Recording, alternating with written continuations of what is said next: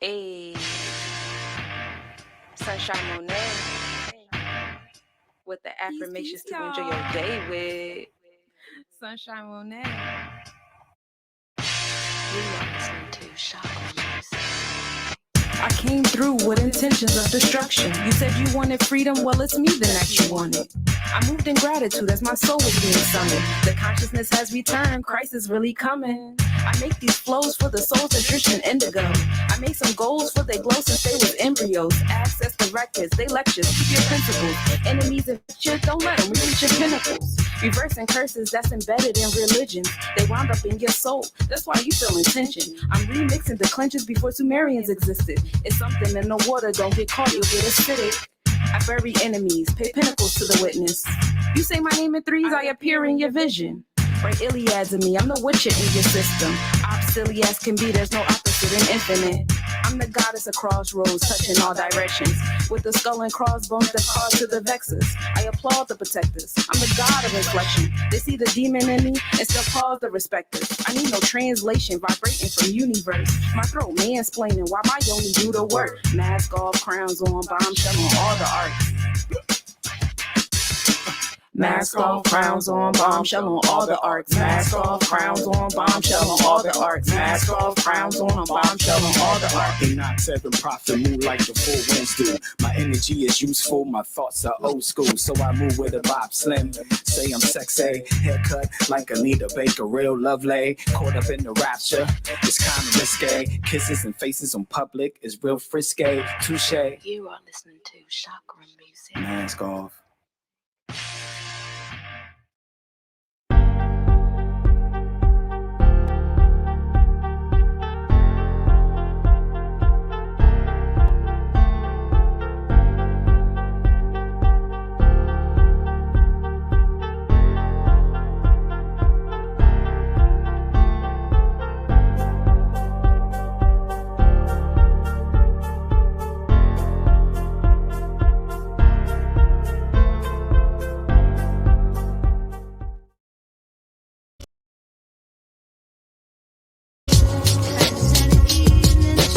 I prefer to watch human behavior from afar. The ignorance, intelligence, and they art the war. Tragedies, strategies, put knowledge in the book. Change our language so we couldn't read it if we look. Convince us we ain't have shit here but disease. Made us 3/5 human and black illegally. You put your fist up to being African American. How much history you went through for that to make some sense? I've been on Turtle Island 10,000 years. Akibulan been my neighbor. Pangea brought me here. The world didn't start in 1400s. Niggas grow up. What you think we was doing? Morse was running Europe. We been tribal folk, now it's time to show up. Bring back the villages, cause cities ain't got no love. You're melanin addicted to the infliction of pollution. Chemical dependency, nature the solution.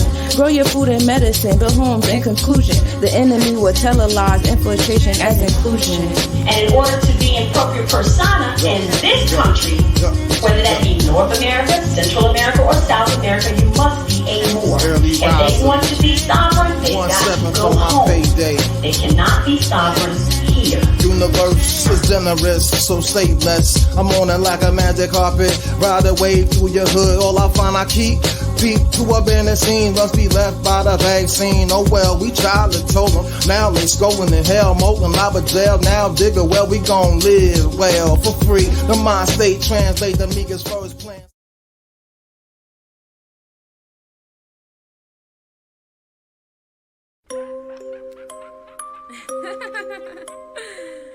This for the gentrifiers. This for the gentrifiers. Papa Legba, Yeshua, Ilegua, come out, come out. Papa Legba, Papa Legba, Yeshua, Eshua, Ilegua, Ilegua, come out, Papa Legba, Yeshua, Ilegua, come out. Cause this is our land. Yes, we was here first. They came here on a boat. They'll leave here in a hearse. They'll leave here through the dirt. They're going through the earth. We're channeling their ancestors to undo their hurt. Cause once upon a time, we all could read and write. That legalese is lies. Strong men spelled cursive ties. straw men, all caps disguised. They've gentrified our lives. We've redefined their sights. We've redefined their kind. Yes, this is juju music. This shit here is hoodoo music. This shit here is voodoo music. When you chant, they gonna lose it. Yes, this is juju music. This shit here is voodoo music. Yes, this shit is voodoo music. When you chant, they gonna lose it. When you chant, they gonna lose. Which ancestor you gon' choose? Play their game, but by our rules. I'm Queen Annie the Maroon. I am Queen of Dongo. I am Queen of Zinga. I am Yenaga. I'm Carlotta and Fernina.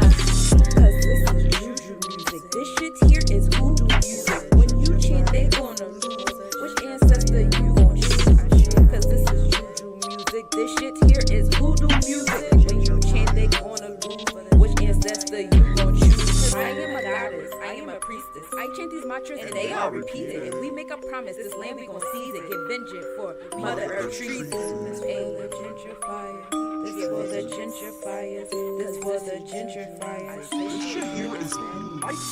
This for the gentrifiers. Repetition of empires. Invading land with gunfire. Slavery not hostess for hire. Income not what you desire. Outcome working jobs for hours. Mindset waiting to retire. Never stop working for dollars. Cause this is juju music. This shit here is voodoo music. Which ancestor you gon' choose? When you chant, they gonna lose. Cause this is juju music. This shit here is voodoo music. Which ancestor we gon' choose? When we chant, they gonna lose. I mean. My spirit guides come in with that sin. My ancestors defend. I got that juice to transcend. I mean. My spirit guides come in with that sin. My ancestors defend. I got that juice to transcend. Cause I am a Santi. I am a Sata. I am a host. I am a homie. I am a Tamba. Yes, I am a Tamba. Cause I am a Santi. I am a Sata. I am a host. I am a homie. I am a Tamba. Yes, I am a Tamba. Yes, this is juju music. This shit here is hoodoo music. When we chant, they gonna lose. Which ancestor we gon' choose? Hey, choose. Cause when we chant, they gonna lose. Which ancestor we gon' choose?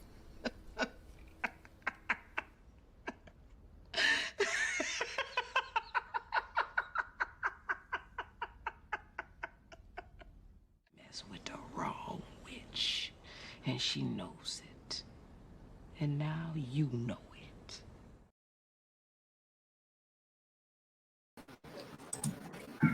Peace, y'all. Greetings, everyone. Welcome to the Sankofa season.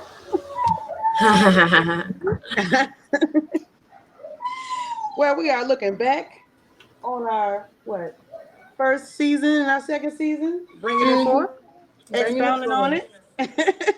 Right. While the puppies sing in the background, because that's what they do. That is a full ass grown woman right there.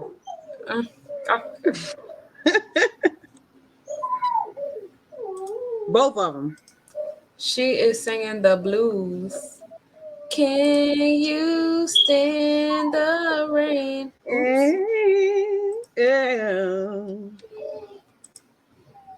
Not that slide, buddy.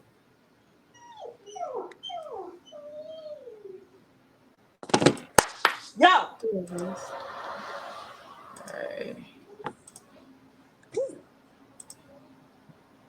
I'll try this again. It's always something. It's always something. Always. So today we are learning about the houses in astrology. Yeah, you go ahead and get that stuff together while we I get my plague on all your motherfucking hosts. And today we have visuals as usual, but these visuals are really, really pretty. Yay! I love illustrations. I do too. I love it here. I am especially excited to do the houses today because I watched the last season episode, the first season episode, and it was actually pretty good. We talked a lot about what energy each house brings and stuff like that, and how it affects people and stuff. And I thought that was pretty cool. Yeah, and we're gonna do that all over again today. Yeah, and now we know new stuff. New stuff. New stuff. I know it's definitely new to me. Sis be playing like it be new to her, but she be on it. Sometimes it be new stuff, or sometimes I'd be talking about stuff I know, and it'd be like an aha moment, like, oh, that makes sense. Okay. Aha. Mm-hmm. Yeah, light bulbs definitely go out. Go off. Not go out. They go off. Where? Is it dark in here to you? Do I need more light? Can you see me? Yeah, we can see you. A little You bit. got all the light. Really? Yeah, you got all the light, sis. It don't look like that hair. I might need the kitchen light on. Hold on, mental 444. So we got the dreidel up here again because I want y'all to see like the numbers, in alignment with the zodiacs and the houses, which is what we're going to expound on as we get into the actual houses and stuff. Um,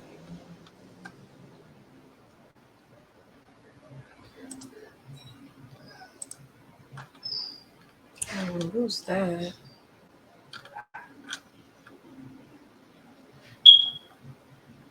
I'm trying to find. Shit, what am I trying to find? Oh, yeah, there we go. So let's talk about it. So in like astrology, your planets are like your what? What is the energy? Look, And since I'm then, over here sitting there about to explain it, and I was on mute, I was like, oh yeah, explain that, John. Shit. well, you don't put it up here for us to read, but okay, that's to explain the houses 1 through whatever. Okay, so Yeah. astrology, houses are the central importance of our birth charts, and they represent different areas of life. There are 12 houses, and each is represented within the zodiac sign. Houses are representation of the rotation of the Earth's movement around the sun on its movement, the rotation of the Earth on its axis. My bad. Over the course of 24 hours, which that was new to me. I was like, just 24 hours. But I guess that makes sense, right? Because you have those degrees and all that and make that shit too. But you go ahead. That was my brief introduction. No, that was a good one. Basically, houses just show where in your life you're addressing this energy, which is the planet. And the zodiac. So you got two different zodiacs going on because the law of physics says for every energy is an equal opposite energy. So you got the zodiac that your planet is in, and you got the house. So you're putting that, that flavor of sun or that flavor of moon or whatever into that house. And then the zodiac energy that's ruling over that house shows you the kind of energy that you're getting back. So you get that, like, give and return type of energy. Now the houses are, explained in a certain kind of way. So are the planets. So you'll hear people say, oh, these are my personal planets or these are my interpersonal planets. And basically the personal planets are the sun, moon, plus what is it? Venus, Mars, Mercury. And then the planets, the interpersonal planets, are the planets outside of that, Saturn, Uranus, Neptune, Jupiter, Pluto. Those are the personal planets. So when we say personal, we're talking about you. This is my personality, my relationship, myself, my energy, me. But when we say interpersonal, now we're talking about you and your energy exchanges with other people. Now we're talking about the energy that other people, get from you when they're in your space. Right. So, that's a thing. So the planets describe a certain process of what is happening. Yes. And the houses just say where it's happening. Right. Okay. And then your zodiacs is where the planet is located and determines the planet of it is manifesting itself, right? And how it is happening. Yep. That's what's happening. Interesting. Oh, you know what? So when we were backstage, I was asking sis about the Lilith. what have you. I forgot that Lilith does have um it does have a placement. It does have, it does have a placement in the house or what have you. But also, I was looking up about the mansions. I remember we talked about that briefly in season one. Mm-hmm. And upon me looking up mansion or whatever, it's something to do with the moon's rotation, and all that. So I'm like, Okay. since we talked about our little episode, I was like, okay, so we learned that the Lilith is a position of the Yeah. moon, right? When Right. it reaches, a certain point, When it's furthest away from the it's Earth, what is right? it called? Aphelion? When it's the Uh huh. furthest from the earth? Yeah. Right. Right. And so I was like, well, It that was a little aha moment for me or whatever, which brought it right back because I looked at my own placement. I was like, oh, my Lilith does have a placement or whatever. But I'm wondering, like, well, it's in a house, but is it also in a mansion though? Now, see, you about to put me on because I thought that houses and mansions were the same thing. Now, when we Mm-hmm. talk about mansions, are we talking about the nakshatras, the 27 deity joints? Is that what we're talking about here? Because I don't know what we're talking about. I don't know what we talk about when we say mansions. See, I thought houses and mansions were synonyms. I didn't realize they were two different things. I'm thinking they were two different things. Just Um, my thought process. I'm thinking like mansions are much larger, so they're gonna consist of more components than the houses. But oh, let's find out. we're gonna fuck around and find out then. Because that would make sense because houses have been based upon because whenever I hear the word mansion, I usually hear the Mm-hmm. term lunar in front of it.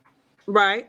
And so if So they is it an were two inclusion with different the things, I moon? would think one would be more about the moon's path while the Right. houses are more about Maybe the inclusion of both of them, like the moon and the planets together.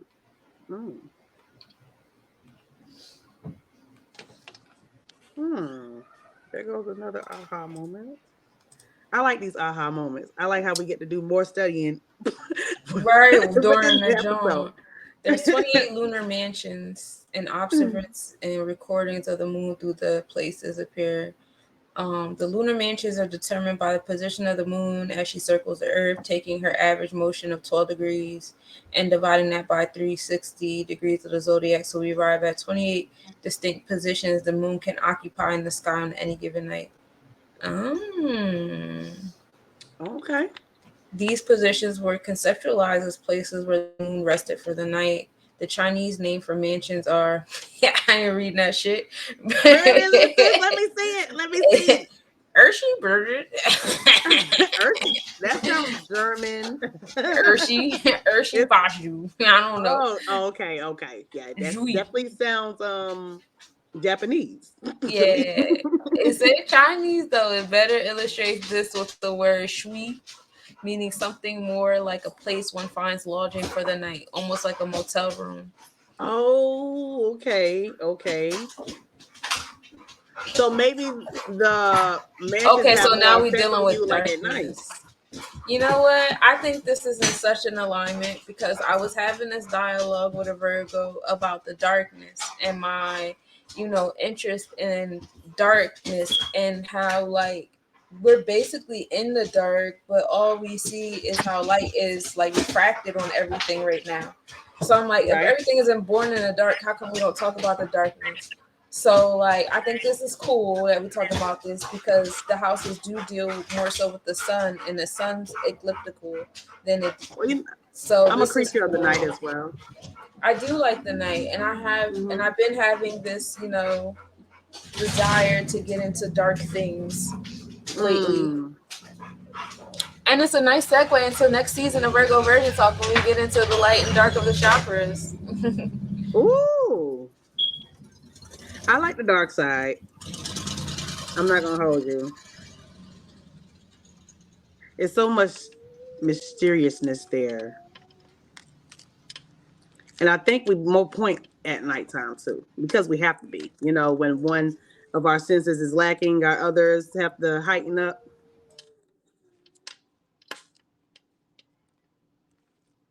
Whether it be,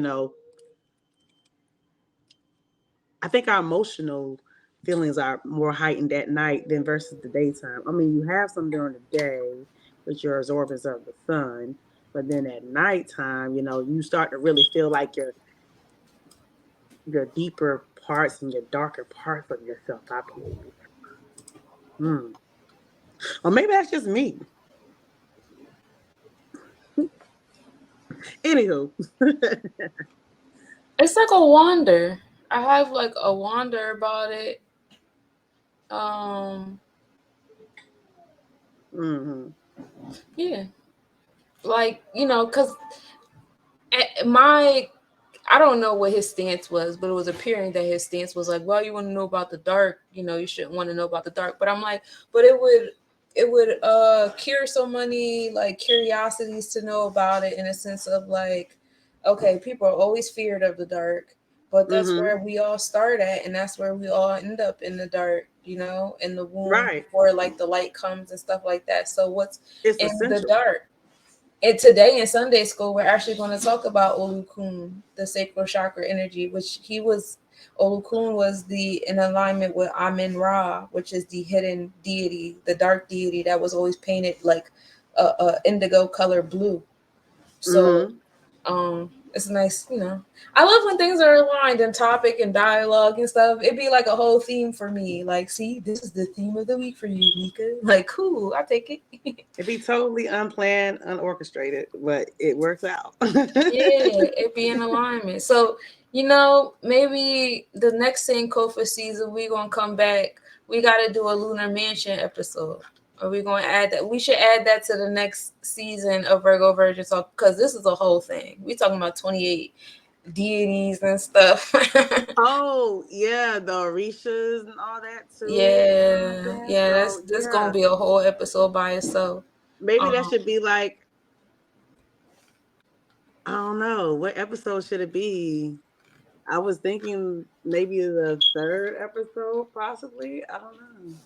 That'd be cool, because this is like Arabic, and then it's also Chinese and Indian astrology, because you get into the nakshatras, which is 27, but they give you like the extra 28, I guess, to align it with the lunar mansions, which is cool. I take it. So yeah, we definitely gonna do that next season. Yeah, let me write that down. Let's write that down. Lunar mansions next season, and then we're gonna talk about the difference between the lunar and the solar houses. And there's Orishas, what I'm saying, who work with the night sky or whatever, darkness, Orishas of darkness, Right. And shit, with the night, it's like the death of the sun and rising into the underworld. What's up? I'm on the phone. Okay, here. This girl got her phone back working, honey, and she just forget mama.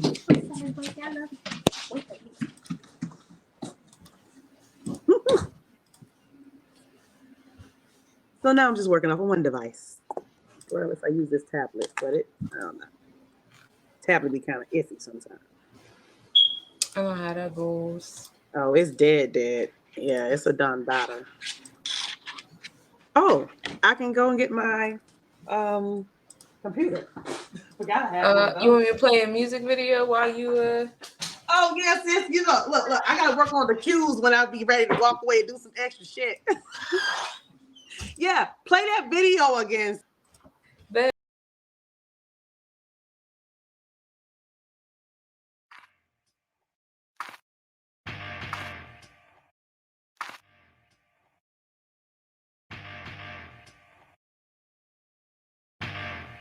Hey, Sunshine Monet with the affirmations to enjoy your day with Sunshine Monet. You are listening to Chakra Music. I came through with intentions of destruction. You said you wanted freedom, well, it's me then that you wanted. I moved in gratitude as my soul was being summoned. The consciousness has returned, Christ is really coming. I make these flows for the souls of Tristan Indigo. I make some goals for they glow since they was embryos. Access the records, they lectures, keep your principles. Enemies infect you, don't let them reach your pinnacles. Reversing curses that's embedded in religions. They wound up in your soul, that's why you feel tension. I'm remixing the clenches before Sumerians existed. It's something in the water, don't get caught, you'll get acidic. I bury enemies, pay pinnacles to the witness. You say my name in threes, I appear in your vision. Write Iliads in me, I'm the witcher in your system. Obsilly as can be, there's no opposite in infinite. I'm the goddess of crossroads, touching all directions. With the skull and crossbones that cause to the vexes. I applaud the protectors, I'm the god of inflection. They see the demon in me and still pause the respecters. I need no translation, vibrating from universe. My throat mansplaining while my yoni do the work. Mask off, crowns on, bombshell on all the arts. Mask off, crowns on, bombshell on all the arts. Mask off, crowns on, bombshell on all the arts. Mask off, crowns on, bombshell on all the arts. Enoch 7 prophet, move like the four winds do. My energy is useful, my thoughts are old school. So I move with a Bob Slim. Say I'm sexy, haircut like Anita Baker, real lovely. Caught up in the rapture, it's kind of risque. Kisses and faces on public is real frisky. Touche. You are listening to chakra music. Mask off.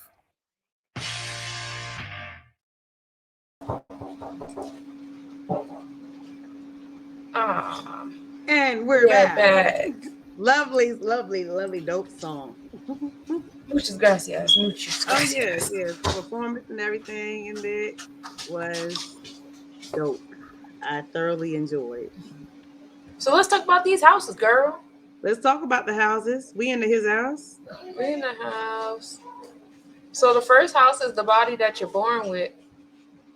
Right.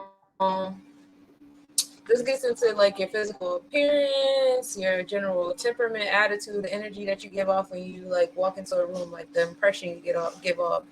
Now when we talk about like transit charts, when transit planets go into this house, whatever energy you got, that energy is going towards new goals and projects in this house. Your attitude, your identity, your approach to it, all of that is your planet in the zodiac going into this house. So like physically speaking, because the houses also are in alignment with your physical body, this is in alignment with your head, mind, your hair, your skin, your physical ability, your general health, your vitality and vigor. So yeah, it's associated with an Aries energy. You know, Aries energy is associated with the number 1. And then I also got into like friends and stuff. So you know, Aries energy is ruled by Mars, right? So Mars is exalted in Capricorn. So if you have a Mars in Capricorn, that's good for like, you know, how you approach the goals and stuff. You come at it in like a very structured, you know, realized kind of way. But if your Mars is in Cancer, which is like that water, like kind of going inward, I don't really feel like it, that's the debilitating energy. That means that like it's going to be kind of difficult for you to get this Mars done. And then as far as like friends and foes of this energy, so Mars is cool with the sun. So like say the sun, the moon, or Mars are in your first house, they like it there. Those are good places for those planets. Also the zodiac energies, except for the moon, but like those planets actually like it there. But so whatever planets are in the same placement of the houses or whatever are in the same house, they gonna complement each other. Yeah. Okay. Yeah. So like these planets complement this house. If the sun is there, which is your ego, because you know your ego going towards goals and getting things done, you gonna get that shit done.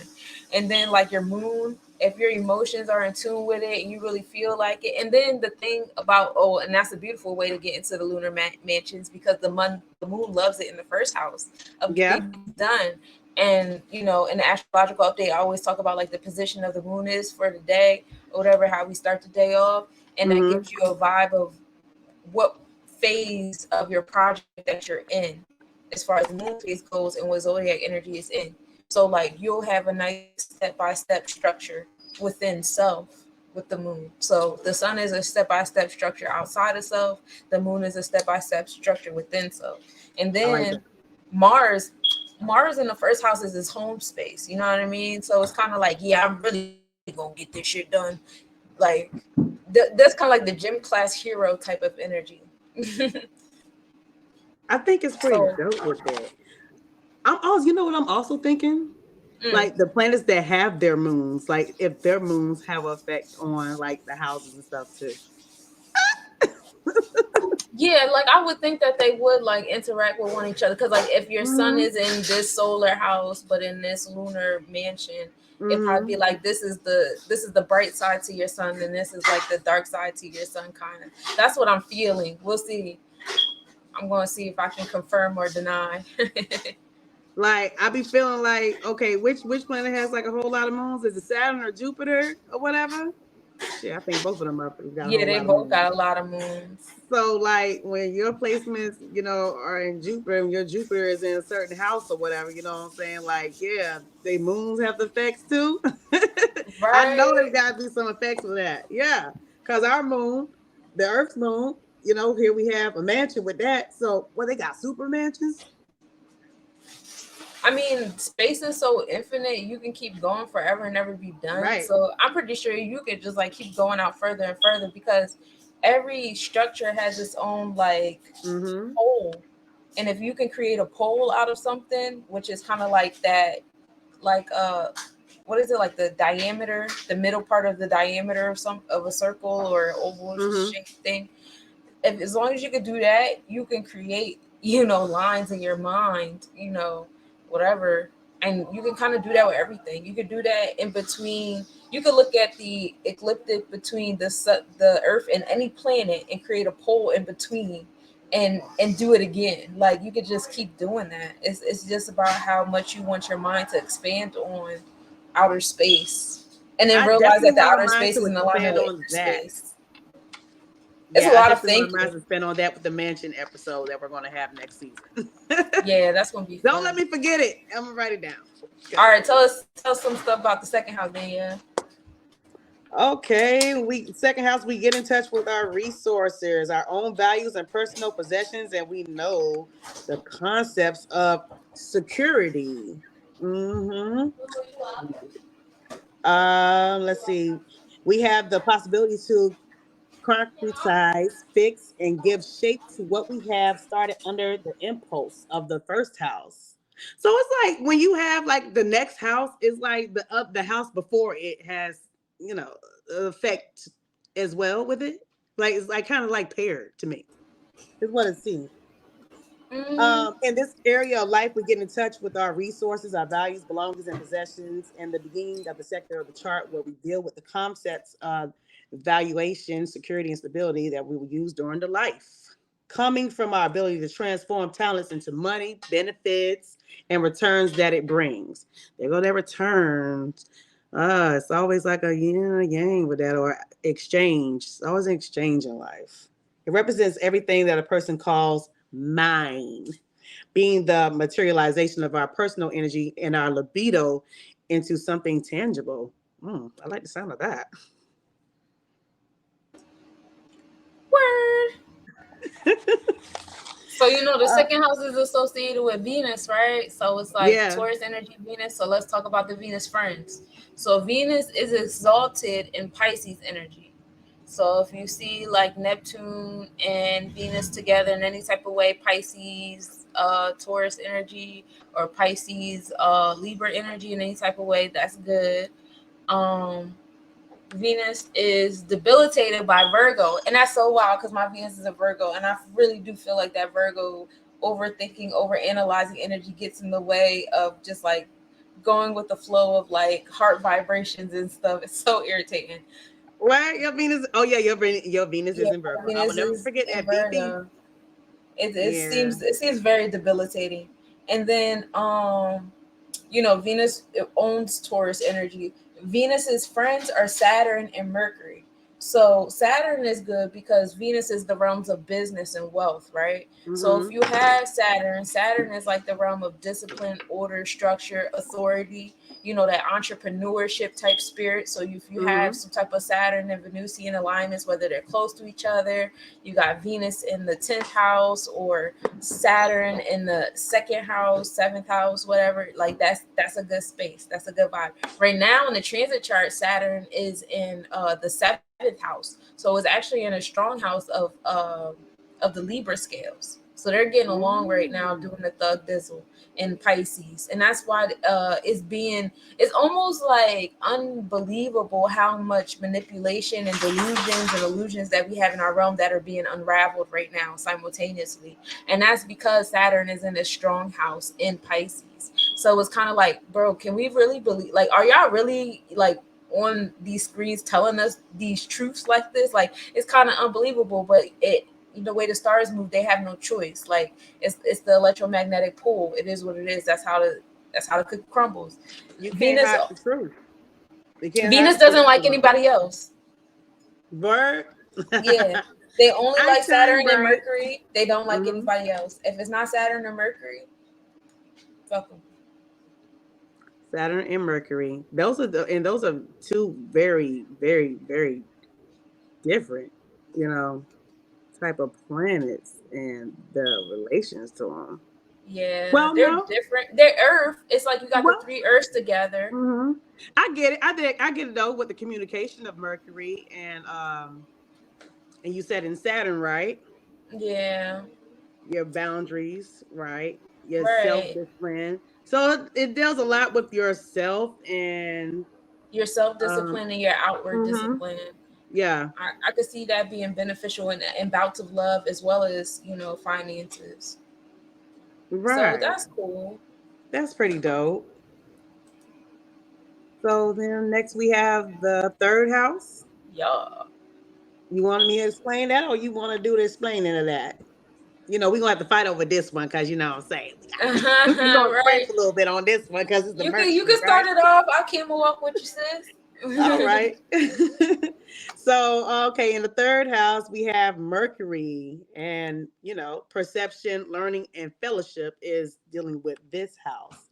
The third house represents the first awareness and the first process of distinction between ourselves and the world around us. Okay, it is related to the development and cognition that creates us the sense of individuation.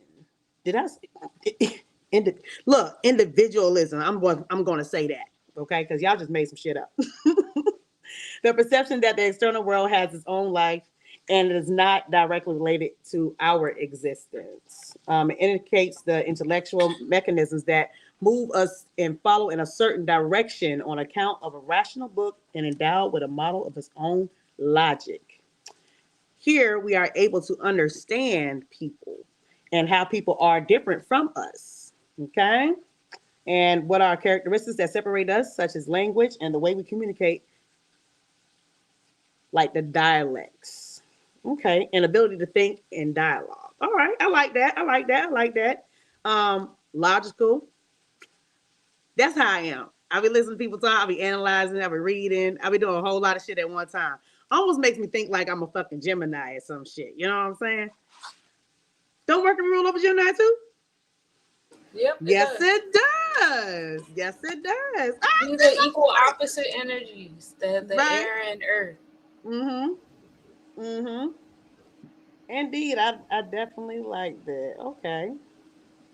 On your body, the Gemini rules over your lungs, your hands, your arms, your neck, throat, collarbone, breathing, because it's an energy, body growth, because you're dealing with like uh your interpersonal, network or whatever. And then when you get into the story of the Beji twins and Gemini twins, this part makes sense. But their house also deals with like different diseases of the head, you know, the thought, Mm. intellectual realms of it, poisoning, cuts, wounds, sore eyes, itches, blood pressure, loss of energy, diseases of female organs, bone fractures, tumors, cancers, piles, menstrual disorder, ulcer, rectal diseases, chickenpox. You gonna catch some You is said probably rectal diseases? Gemini. Stuff in your butt. Damn. Because Damn. it's a form of express. Mercury deals with expression. You can So be a like whole however, asshole in how you express with yourself. You know what I'm saying? yeah, however way your body expresses that there's an imbalance going on, that's in Mm-hmm. alignment with Mercury. Wow. Yeah, I so definitely like that. when you see different ailments and diseases with that kind of mindset, is you supposed to think like, oh, my body is reacting to something that's wrong, not saying, oh, this is what's wrong. You know what I'm saying? So like Mm-hmm. tumors is a big example. Like we just labeled a tumor, oh, this is cancer or whatever, this is what's wrong, and that's not what's wrong. That's a symptom of something that's wrong. That's your body reacting, that's your body expressing to you, hey, something in here is imbalanced. The tumor is how we're responding to this imbalance. I need you to do Right. something. Right. You've been ignoring it for a little minute. Now it's gonna have to like grow inside you to bring it to your attention now. Because you've Yeah. been ignoring the other signs, you're ignoring everything else that was subtle to it. Right. So when it Hmm. comes to Mercury, Mercury is exalted in Virgo, of course. Well, It's debilitated in Pisces. You know, that's the equal opposite energy. Pisces on the other side of the joint, which makes sense because that emotional energy and the energy of being gullible and stuff like that does get in the way of you being able to think logically and rationally about different things and be perceptive. and might I say that I believe like Pisces is like the other, it's like twinning with the fucking Gemini. You know what I'm saying? It's like the other side of the fucking Gemini, just a lack of, maybe expression, but more on emotions, is what Right. I would say. My experience with them. I know. I can agree because you got two fishes, just like in Gemini, you got two twins. So it Exactly. seemed like it's the same. It's just Gemini is more so air, and air energy deals with wounds and intellect. Your mindset's interpretation of said wounds, whereas water Mm-hmm. can deal with wounds too, but water deals more so with wounds of the emotional sense. Right. So Gemini is more so it's the principle of the matter, where Mm-hmm. Pisces energy is like you hurt my feelings, like, and Right, that's the right. only Then I'd difference. be like, fuck your feelings. But you do get two different energies, just a Mm-hmm. matter. What we gonna get today? Mercury owns Gemini, of course. That's the other side of the game. Mercury's friends are the sun and Venus, which makes sense. Our ego is definitely rooted in our ability to think and communicate and learn and teach and stuff like that, as well Mm-hmm. as it being a good space of business. People that are ruled by Mercury energy, like if y'all not in some type of teaching position or something like that, what is you doing? There's a lot of people out here that know stuff, but they can't teach it. You have the ability to teach it. Just go ahead and learn it. Yeah, that be me. I feel like I never desired to want to be a teacher, but you know what I'm saying? I have damn the potential. I want to remove potential. Okay. Do that shit. Okay. Throw that shit in the trash. I have the ability to teach, depending what it is. It might not necessarily be about, the astrology aspects, but I could give you the teachings of the interpersonal effects of your life. What your astrology is going to bring out. What's Yeah. right? Mm-hmm. And she got the knowledge of the herbs. Don't sell yourself short. Oh yeah, She yeah. can Definitely mix got it. the She can knowledge of mix the the herbs herbs. naturally. You know what I'm saying? I can mix with some Hygiene shit that's is gonna on make you point. feel better. Yeah, I definitely have some knowledge of some herbs, like far as like I want to say like an instinct. You know what I'm saying? Like I know what's good without me ever having to do some research on it. Just like some now, not all of it now, because I don't want to fuck you. I fuck around with some goddamn wolf bane or whatever. You know what I'm saying? Like, nah, you ain't Mm-mm. supposed to touch that motherfucker. But and it's something that's maybe the healing sense of it, not the ones that'll harm you. But I know Respect. naturally stay away from some shit. Yeah, so yeah. But I want to, get more into my herbs so I can teach others about it. You shall. You is. Mm-hmm. We Doing gonna it. have our we gonna have a herbal episode next season too. Fuck it up. Well, yes. Yeah. Let's do it. That's what's up. That's The gonna be third fun. house also deals with this is the house of siblings as well. The third house on the Vedic chart of things, the third house, like, so you know how like in Hindu culture they have like the Vedic chakras and stuff like that, and we're gonna get into that later on after we do the houses and stuff like that more deep. But the third house deals with your younger siblings, and your father-in-law. So if you're trying to look for specific situations, because you know tropical deals with your thoughts and your mindset, the Vedic deals with your vibrations, but the nakshatras deal with actual events and happenings because of the mind and vibration. So Now, when you I got a question. It was what's a quick up? interjection. Why would a father-in-law have such a significance? Hmm.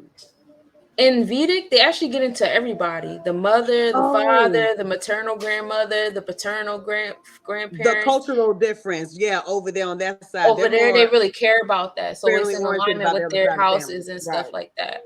Yeah, Yeah, they actually lock arms with their father, with both in-laws, both sets of in-laws and stuff. yeah, Yeah. they put all of They that be in the in business a stars. lot. They Hmm. even do younger and older siblings have different. Older siblings are in the 11th house, whereas Hmm. younger siblings are in the third house. Okay. Yeah, so Now I see everybody why. kind of got like a space. That's what's up, though. That's how it should be. Yeah, yeah, I don't see why not. Well, we only see that on movies with white folks. Right, in real life, they be on fucking true crime TV, killing their parents for inheritances and shit. So Yeah. getting into the fourth house, the fourth house is the home and family house. This is the Cancer house. Damn, how I end up doing the Cancer house? I hear. Anyway, Hey, I already seen it coming. I was like, nope. that's cold. This is an individual's relationship with the maternal figure and their outlook on domesticity. See, I can't be tamed. I'm not tameable. I am tameable, but I'm not. It's weird. I don't know. It's the Venus and Virgo, y'all. The planets Okay. move through here. They encourage us to invest in our infrastructure, creating private and nurturing spaces. So like self-care is important here, emotions, foundation, feminine energy, basic security. We have the sun is in Cancer on the Vedic chart right now, just entered Cancer on the Vedic chart last Monday. Even though on the tropical it's officially in Leo. So even so in your vibrations, you still feel this, fourth house energy as the sun is still in the fourth house. And we'll get into the science of that later. But body part wise, the fourth house controls over the neck, throat, collarbone, hands, um, breathing, diseases of the head. Oh shit! I read the fourth house when I was supposed to read the third house. Did I? Oh no, it's I the read the same, third house. Remember, I said we was gonna scratch over that third house because we both that's both our planet. right? That's both our house. Yeah. You was on it though with the fourth house. We was talking about what you said with the siblings. So Mm-hmm. it's your family, your roots, your foundation, and your private life. Yep.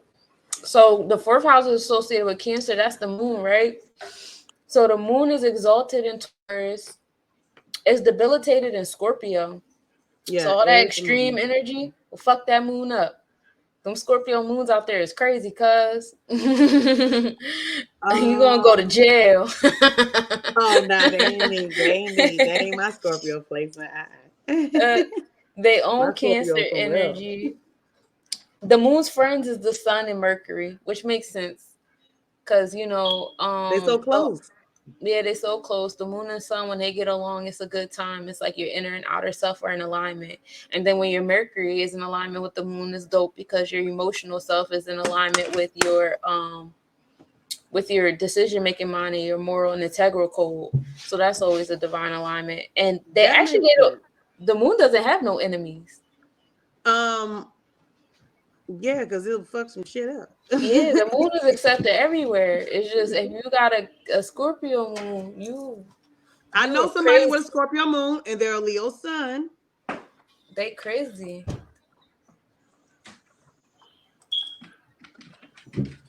Yeah, yeah. My sister, she's a Scorpio moon and a Leo sun. Ding. Mm-mm. let's see. So they called the fourth house, which has a cusp, is the bottom of heaven. It is the second angular house in the drawing of an astrological chart, and basically represents our origins, our past, emotional, psychic, and genetic family. Ooh, yeah. Mm-hmm. They did indicate that the local meridian cuts across the ecliptic below the horizon, the point of where the zodiac is called sky bottom. Interesting. Interesting analysis of this house. It complements the analysis of the bottom sky. Okay. In the same way, the complete analysis of what happens in the first house complements the indications given by ascendant. So it's all complementing each other. What it's saying right here, is yeah, because the first house is in what? First house is the sun, Leo. Hold up.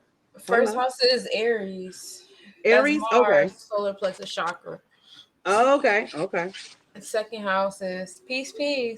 The second house is Taurus. That's the wealth and family, the house of possessions. Then we did third house being Gemini. That's, house of siblings. Fourth house is the house of mother. Now, the fifth house is the house of the paternal grandfather, the grandpapa. This is your granddaddy. This is your granddaddy. This is your granddaddy. So this house is associated with creativity, romance, pleasure, and children. I love the fifth house. I have so many placements in the fifth house, and I'm a Leo rising. And it's the sun as well, right? Yeah. Damn. This planet deals with one's artistic expression and delivering eureka moments that boost confidence. We the best cheerleaders in the whole motherfucking planet. You heard me. Drama and attention needs. I have a lot of Leo rising friends. Yeah. I didn't realize that. Yeah, you, Muhammad. Muhammad looks like a Leo. She does. It's the eyes. We all got them eyes. And her hair out. I don't have the eyes of a Leo, but she has the hair, the mane. It's not necessarily the eye shape. It's like the captivation. Like, yeah. Like Scorpio has eyes, but Scorpio's eyes is like the what's his name? Something Beckford. They like his eyes. Like everybody look half Asian and shit. We be having like them captivating, like childlike eyes. It's something there. Cause it was this dude, he has a YouTube joint, and I was like, dang, I just fell in love. And then I come to find out his South Node is in Virgo. I found out his South Node was in Virgo today in one of his lives. And then and then I found out yesterday he's a Leo rising. I'm like, see, it's the eyes, bro. Because that man got some beautiful eyes. He's on YouTube. This older dude from St. Luke, he sound like he from the Bayou somewhere, the way he be talking and shit. But yeah, I just found him. But he been on YouTube for years. So I'm late to the party. Right. But yeah, them Leo risings. It's the hair, the mane, the eyes. We more Leos than Leo suns because the sun is just the ego. It's your experience. The sun is the kind of experiences you walking around having. You have Virgo experiences. We have Virgo experiences. But our temperament while we're having these experiences is Leo. The energy we give off when we walk in a room is Leo. A Leo doesn't give off Leo energy when they walk in a room. They give off whatever energy they're rising is in. They just have Leo experiences. So my energy exchanges, their energy exchanges involve a lot of them reminding people they Leos. I'm a Leo. Whereas our energy exchanges is like we remind the motherfuckers we Virgos. Like, bro, don't play with me. I'm a Virgo. I'm not stupid. Yeah. But it's like, oh, my bad, because you definitely came in here acting like a Leo. Now I gotta remind you who the fuck I is. Because my heart's so big. Now I gotta remind you what a Virgo do. Right. So like that's how that goes. But yeah, fifth house gang off in this thing. This rules the heart, the spine, the forearms, the upper abdomen, the gallbladder, the intestines, sperm, and womb come out of the 5th house because you're dealing with the creativity and pleasure here. It's the cure or absence of sickness because, if you're sick, the best thing to make yourself feel better is to go out to the sun. The health of people improve and they find themselves moving towards a stable health state, having your placement in the 5th house. Right. The 5th house deals with, we said, the paternal grandfather, children, and knowledge. Now, let's talk about the sun. The sun is exalted in Aries, which makes sense. Aries is number 1. The sun feels like it's number 1, the center of all things. It's debilitated in Libra.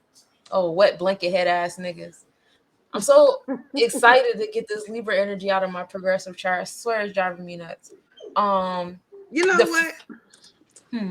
Libras. They're so fucking nonchalant, man. They They're so people fucking. pleasers. They're so chillax, man. They're so chillax, and they'll fall the fuck back so much on motherfucking life, y'all. Like But that's they'll be not really chill how they on you. feel. That's the crazy part. That's not how they feel though. But that's what they'll give off because that's what they feel like they have to give off. Exactly. I have They to feel check shit somebody so on a deep. daily basis about that. Like, why haven't you called me? Like, because I don't call nobody. What? You don't call nobody? What? I'm your mother. Try again. I'm your mother. I don't want to hear that. But Yeah, when that's he's that home, he'll people be up pleasing under me though all day. energy. Them scales be different. Yeah, you got me chasing you around like a girlfriend that's nutty and shit. That's I how ain't my heard son be from you. making me feel. That's Going because through he a withdrawals and Leo. shit. Yeah. They always need a special invitation. The friends of the sun we talked about the moon being a friend of the sun. Mars is also a friend of the sun, which makes sense because it's exalted in Aries. And Jupiter is also the friend of the sun because we love good luck in our motherfucking experiences. One thing I do love to find is $1 on the street. You heard me. And I also like when people come and give me like little bits of knowledge. That's always fun too. And then the enemy of the sun is Saturn because don't I nobody like love bits of challenges. knowledge. And then Venus is also the enemy of the sun because sometimes the materialism do get in the way. Mm-hmm. So for the 5th Yeah. house. So what you got, sis? What you want me to go over the 6th house, or you want to explain against the 5th house? Some more. What you got? I got what you need. Oh, where's sis? Where's sis go? Oh, damn. Okay. Um. Okay, so the truth is that the 5th house is an important complement to the analysis of our personal sun. Okay, since the house is related to creativity and spontaneity, or even a place that often pulls us in because it brings us well-being, and therefore should always be taken into consideration with priority in a synthetic analysis. Okay, it symbolizes everything that has the potential to make us happy and creative, as well as our primary approach to children who participate in our lives. Look, I ain't gonna hold you, okay? I've always have to deal with something with some child, not even my own children, other people's children. You know what I'm saying? Like, I don't even be trying to be a part of the community like that no more or whatever from my little past traumas with other people's children, but somehow they all gravitate towards me. But whatever, okay? Um It's a sector of the chart that inspires more innocent feeling of love and the light relationships, the flirtations, the beach loves, the casual flirtations that connect us with people before we make something more serious officially. Yes, I can agree with that. And I love it there. Um, our first experiences of love and fun, carefree, and joyful sexual pleasures. Thus, relaxation is always permeating the issues. Mhm. We're gonna move over to the 6th house. I don't know if sis asked me to do the 6th house or spend on the 5th house, but I'm gonna move forward. We're gonna move forward, all right, y'all. Take a walk with me real quick.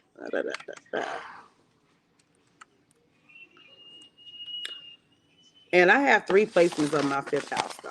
You know what I'm saying? So yeah, it's strong up over here. Y'all don't mind the dog in the back. I did. You're gonna have to cut that down, baby. Okay, so we're at the sixth house, which is ruled by Mercury. Service, routine, and health. There goes, it's screaming Virgo all over it. You know what I'm saying? It's screaming Virgo all over the sixth freaking house. The sixth house represents our concrete and practical knowledge, the adjustments we make throughout life, our sense of improvement, and our capacity or not to deal with adversity. It also associated with cleaning, maintenance, day-to-day life. Sound like some Virgo shit. It's always serving and doing some damn shit. And I hate routine, like I said. But you know what? It is what it is. I'm glad I got 2 placements. Sis, can you hear me? I thought you were saying something. Are you muted? Oh, I didn't realize I was muted. I don't have any placements in the sixth house. I do. I got door. I have no routine in my room whatsoever. And it's so crazy because I be craving a routine. It'd be like, ain't no routine for you. Sis. It's literally every time I try to schedule stuff, it feels almost intentional that things don't go out the way I plan. So I don't plan things anymore because it's like, why you keep hurting my feelings? When I was younger, I used to shut down. Like, I'm done for the rest of the day. This shit don't want to go to my way. Fuck it all. Burn bridges. I don't care. I'll trade you my two. I'll trade you my two six houses. No, I really like my placements. I like mine. They're exactly where they need to be. I don't need no six house drama. Oh, that's the challenge rooms. Well, I was about to lie to you, sis. I don't know. Don't be lying to me, sis. Don't be lying to me. Don't gas me up. Well, Saturn and Mercury, they like each other, so that's a good place for Saturn to be. Right? Saturn, Mercury, and Venus, the little threesome, right? Mm-hmm. What you don't want in your sixth house is you don't want the Pisces energy over the sixth house, because like daily routine, forget about it. And you always wait until you're like emotionally drained to go to do what you got to do. And then there's also that gullibility. So people with Pisces, sixth house energy is like a lot of like, I'm just doing whatever other people tell me to do in my daily routine, and I'm just going with everybody else's flow. And it's not really much of self. I think my six houses are pretty. I think they're pretty much in sync. Cool. Except for the Mars, like my moon is in the sixth house. Yeah, and well, my Mars is in my sixth house. You said your moon is? Yeah, my moon. That's a harsh place for the moon to be as well. For the moon to be in the sixth house, because the moon is actually the enemy of Mercury. Damn. Yeah, my Capricorn is in my moon, sis. My moon is in my Capricorn. Okay, so that's your challenge with your emotions and applying it to the sixth house. Okay. This is probably why I don't like expressing my emotions like that. You get the BGs instead of expressing. Like I get anxious, right? Yeah, that's the gut feeling. Yeah, because the digestive system and all the stuff in that area is all associated with the sixth house energy. Instantly triggers. This is also the house of sickness, so be mindful of like headaches because you're dealing with that Pisces energy. I used to deal with a lot of headaches. I used to deal with a lot of headaches or whatever, but then I changed my diet, which helped. Respect. Shit. It shows our work environment functions and the quality of our relationships with professional colleagues. I'm glad they said that. Yeah, because my professional relationships work out a lot more than my personal ones have. I'm just going to say that. Okay. Respect, though. Remember, always people on the outside of, my intimate relationships. I have better relationships with those people because those people respect boundaries. I will say that. Okay. And that's probably because of what your interpersonal planets give off. So that's what we're about to get into. These houses that we just went over, houses 1 through 6, those were all personal houses, y'all. So those were the houses of your relationship with yourself amongst your own, thuggism. So now that we get into the 7th house, now we're getting into the interpersonal planets. Now we're getting into your relationships with other people. Now the This said first she don't want to keep talking interpersonal about 30 house. folks. Now we get out of our own, but see, all of my stuff is consolidated. All my personal houses is right there in Virgo, and then I got Mars over there in Gemini. We all in the same area. You got enough of the servitude shit going on. I just be over here yearning for some learning. That's all I do all day long. That's all I want to do, and I'm addicted to projects. I love making stuff and all that. So that's all personal stuff. So the first house out in the interpersonal realm is, of course, the 7th house. Now we're dealing with the Oba scales. The first relationship is your interpersonal relationships. And this is like how you deal with those one-on-one relationships, how important they are, what your perspective on them are. You know, if you have natal planets in this house, this is your tendency to be focused on relationships and partnerships in this realm. Transit planets going through this house helps you close deals and secure bonds and sign contracts and making things official. You know, this is Saturn's powerhouse. When you get into the story of the Orishas, Babalao walks around with the Oba scales, you know, for retribution or whatever, making sure your heart is as light as a feather in alignment with Mayat. So, you know, there's a whole tale about that. Which is, you know, we talked about that earlier, how Saturn is like uncovering a lot of delusions and stuff like that happening in Pisces energy with that 7th house, you know, strength. The uterus, the ovaries, the sperm, prostate gland, they're all under the 7th house, because 7th house deals with Venusian energy.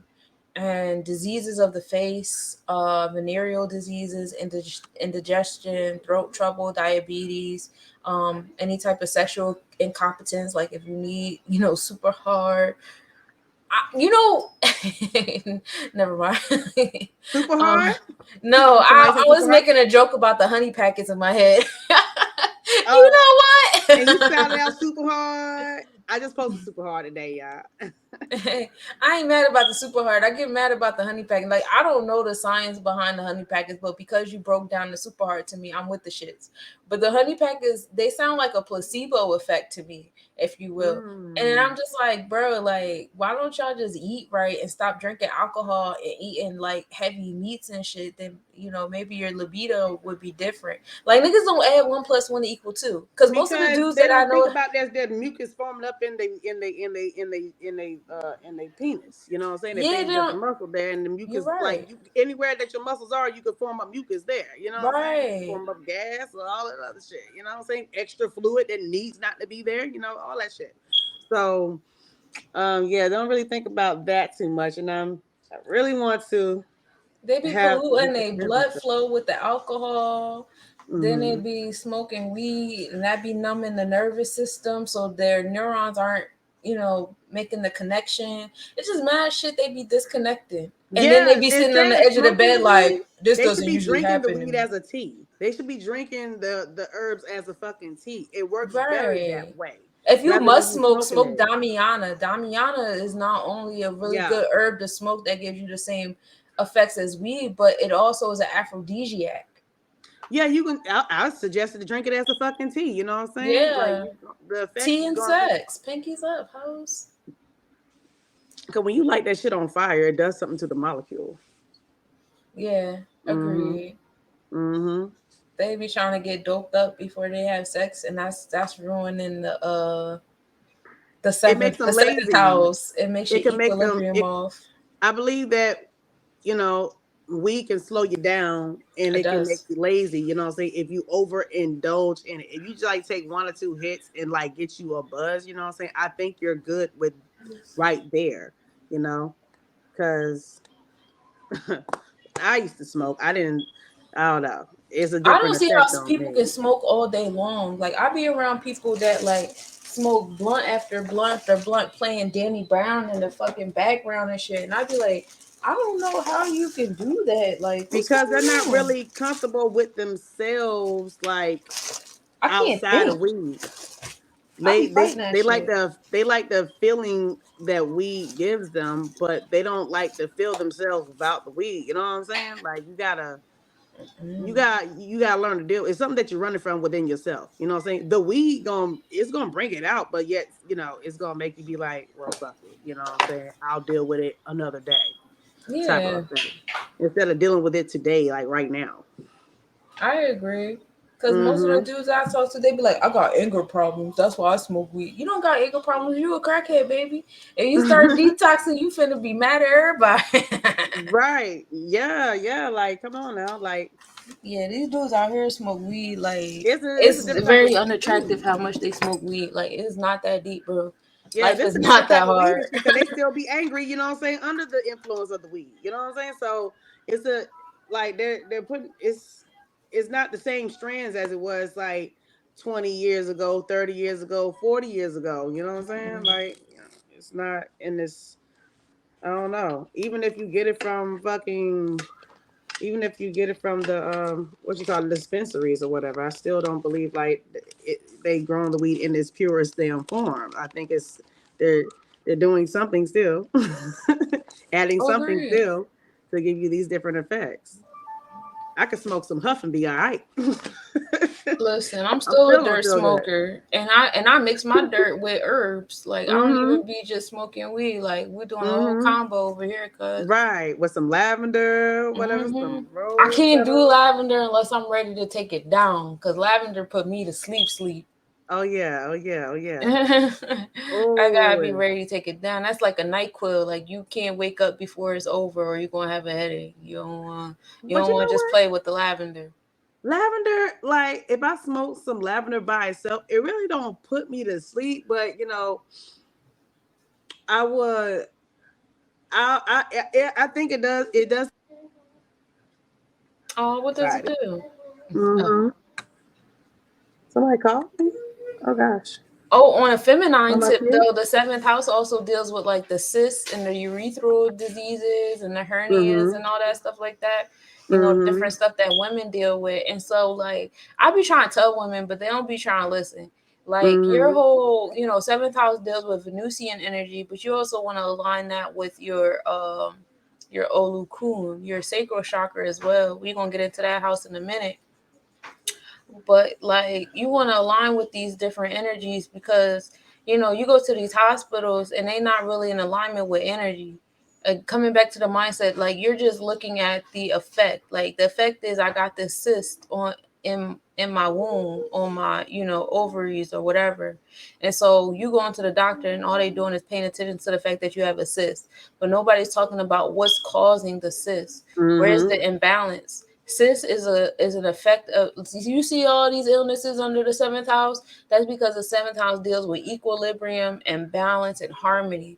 So if you have any of these symptoms, it's because there's a disimbalance in your body somewhere, and this is how your body is choosing to react to that lack of balance. So you have to bring that balance back together. Like, cis is like, a lot of these different things is just results of an imbalance of your pH level in your body. Your body's too acidic, so your body starts to, like, mutate to that acidity. That's how you say Mm-hmm. it. Mm-hmm.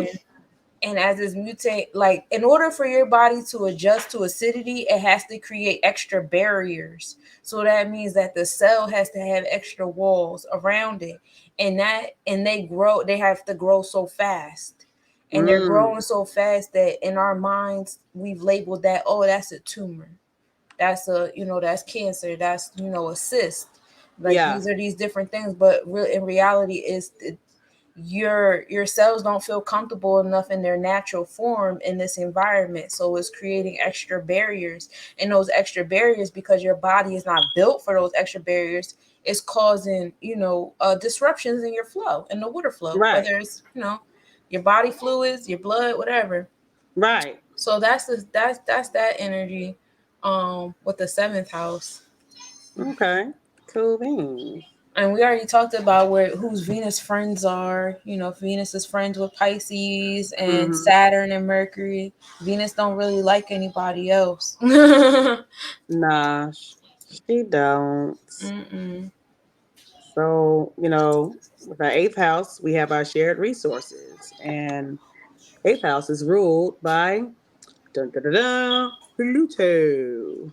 Oh, one more thing about the seventh house. So going Yeah, back to yeah. the Vedic chart, the Mm-hmm. seventh house is associated with your spouse, because we're talking about one-on-one relationships. So your spousal relationships and your maternal grandmother. Yeah, I ain't got nothing in those. So I guess I ain't gonna have no spouse. You know what's cool about that? My maternal grandmother is actually a Libra.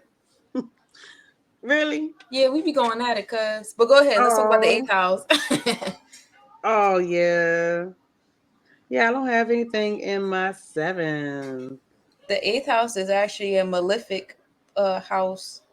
It's one of the negatives. Don't nobody want no eighth house placements anywhere. Sixth house, eighth house, and 12th house. Those are the dun dun dun houses. Well, I got the dun dun dun. I got the dun dun dun in the Pisces. What do I got in the eighth house? I got the Pisces and the dun dun dun dun. Dum dum dum dum dum. You got all of them jewels. Yeah. I actually married one of them fuckers. Anywho, the eighth house carries a great psychological charge in its theme, representing intimate relationships and the great emotional transformations that result from them. Did you find your eighth house, sis? I do Still not have looking. any eighth house plates. I don't have any eighth house placements, but my eighth house is in Pisces. Like mine. Yay. You said, yay. We know who to stay away from. Of the opposite sex. Okay. For real. It can be compared to the witch's cauldron or the Ooh. alchemist's furnace. Tell me about it. Damn it, man. Can you hear me still? Yeah, I can hear you. Okay, that was our meeting, our group in the space, in the safe space. Oh, okay. Oh yeah. What, do we have something today? Oh shit. I don't think so. Okay. It called twice. Okay. It is the place of crisis, and changes that occur in secret, transmutes in the innermost beings. In the eighth house, that's so emotionally tapped into though. In the eighth house, the commitment we make in the seventh worldly house becomes tangible. That's what I was saying earlier. Like, the house after it has to do, it affects the one before, or the one before affects the house after. I don't know. Yeah, they do. They flow into each other. Yeah, that's crazy. That's crazy. That's crazy. Um, yeah, in the eighth house, the commitment we make in the seventh worldly house becomes tangible. We go through experiences that make us part of a demanding and larger entity, which is the we. In other words, the issues of this house refer to marked assist, help me out, sis. Existential issues. Oh, existential. Yes. Existential issues such as severe illnesses, the dangers of life, fear of death, sexual involvement and reproduction, large debts and finances, among others. Yeah, man, you ain't lying about that shit. Yeah, my Pluto is in Scorpio. Pluto placements are crazy. We was talking about your astrocartography chart earlier. I'm in my Pluto placement too on the East Coast. So it's just like extreme occurrences over here. So we need to Extremes. go to the west. Yeah, we need to go to the west. That's where the Jupiter and the Saturn resides. Or Mine we is gotta my go to the other Pisces and my Jupiter. hemisphere. Yeah. Yeah, it's time to go to the other side. The West always been calling me, sis. The West always been calling me. Yeah, I just All my want to life. experience it. I've always, yeah. The West always been calling me. That's where I need to be. And then I've been like getting into like my dreams and stuff that I've had when I first thought about Arizona and buying land, and how I was thinking like we got to go over there and we got to create like a new like quote unquote mound type space, like another sacred space. It's like we got to create new sacred spaces on this plane because the older ones have been polluted. And I know people are so hell bent on reliving history, but we must understand there's a reason, and that's in alignment with the eighth house. The eighth house deals with the rise and fall of nations. And we must realize that we look back to learn about what not to do and what to keep doing. And that's the beauty of the Sankofa season too, is we're looking back and we're expounding. We're not looking back to completely, like, it would be so silly for us to sit here and do the same exact episode we just did on the first season about houses. You know what I'm saying? Like, No, you look back, take that information and expand on it, not just keep looking back to for repetition, because there's a reason why those nations fell. And you got to look into eighth house placements, and you got to look into Pluto placements and Scorpio placements to have those level of realizations of like, oh, why did the power fall? Why did the pendulum swing back? Whatever, what have you. And I think that's what like our aboriginal cultures, that's what they hung up on. We want to look back on different empires that we had that look beautiful in alignment with what we think beauty is today, not realizing that beauty is indoctrination. And there's some shadow work to be done there too, which the eighth house also deals with, the shadow work of things, because why is that the beauty of today and why was that the beauty of before? And then also taking some level of accountability for how we've influenced energies around us, to move how they're moving. Like, okay, accountability and how capitalism is the way it is, and how commerce is the way it is, and how separatism is the way it is. Like, it's some level of accountability in that. But that all deals with the eighth house energy. Eighth house also deals with your butt, your bladder, sex, your external genitalia. Whereas like the seventh house dealt with more so with the inward makings of your reproductive system, the eighth house is now like your external makings of your reproductive system. Mutilation, so Scorpio energy is like the circumcision realms of things too. Long-term illnesses, so you check your eighth house placements and your Pluto placements to check for your long-term illnesses. We've talked about Pluto a lot, when we did our Pluto episode, and I was telling y'all about my revelations on Pluto and how I got hit on Halloween and all that stuff like that. You really got deep into it, sis. You to a microscopic level of, because Pluto has been wild for me.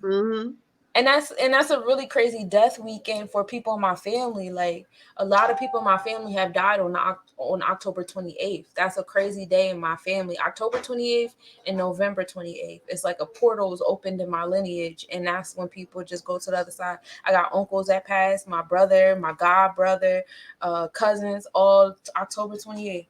It's a really big day in the portal. And then my Sagittarius family, they pass off like November 28th. Don't let, how you add that up? 1028. 1028 is like, that's 11. 11, yeah. That's 11. It's also a 2 Libra scales. And then 11, 11, 28, that's 12. That's 3. So they probably the ones that reincarnate. They tried to take me out on a 1031, y'all. That's wild. It's like, ooh, wrong date. We'll try again next lifetime. Right. We fucked up. Go back. And you, sis, look, now that we're talking about like when you was going over to Pluto or whatever, you was like, sis, am I about to, like, I just want to know if I'm gonna die and my kids gonna be straight. I'm like, sis, not gonna die.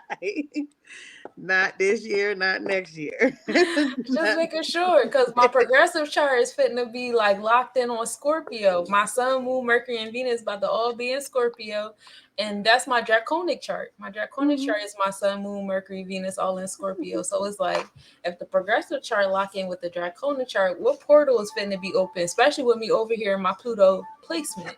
Like, what's finna happen, Pluto y'all? in Scorpio too. My Pluto in Scorpio too. So yeah, my Pluto's in Scorpio too. So it's kind of like a pathway being opened up for my draconic and my progressive to come through my tropical. So what is about to happen there? Like, is it going to be hard to lock in? Am I going to like ascend and my spirit going to be like, yeah, I'm about to fuck shit up? Like, what's finna happen? You about to fuck motherfuckers up with sex, sis.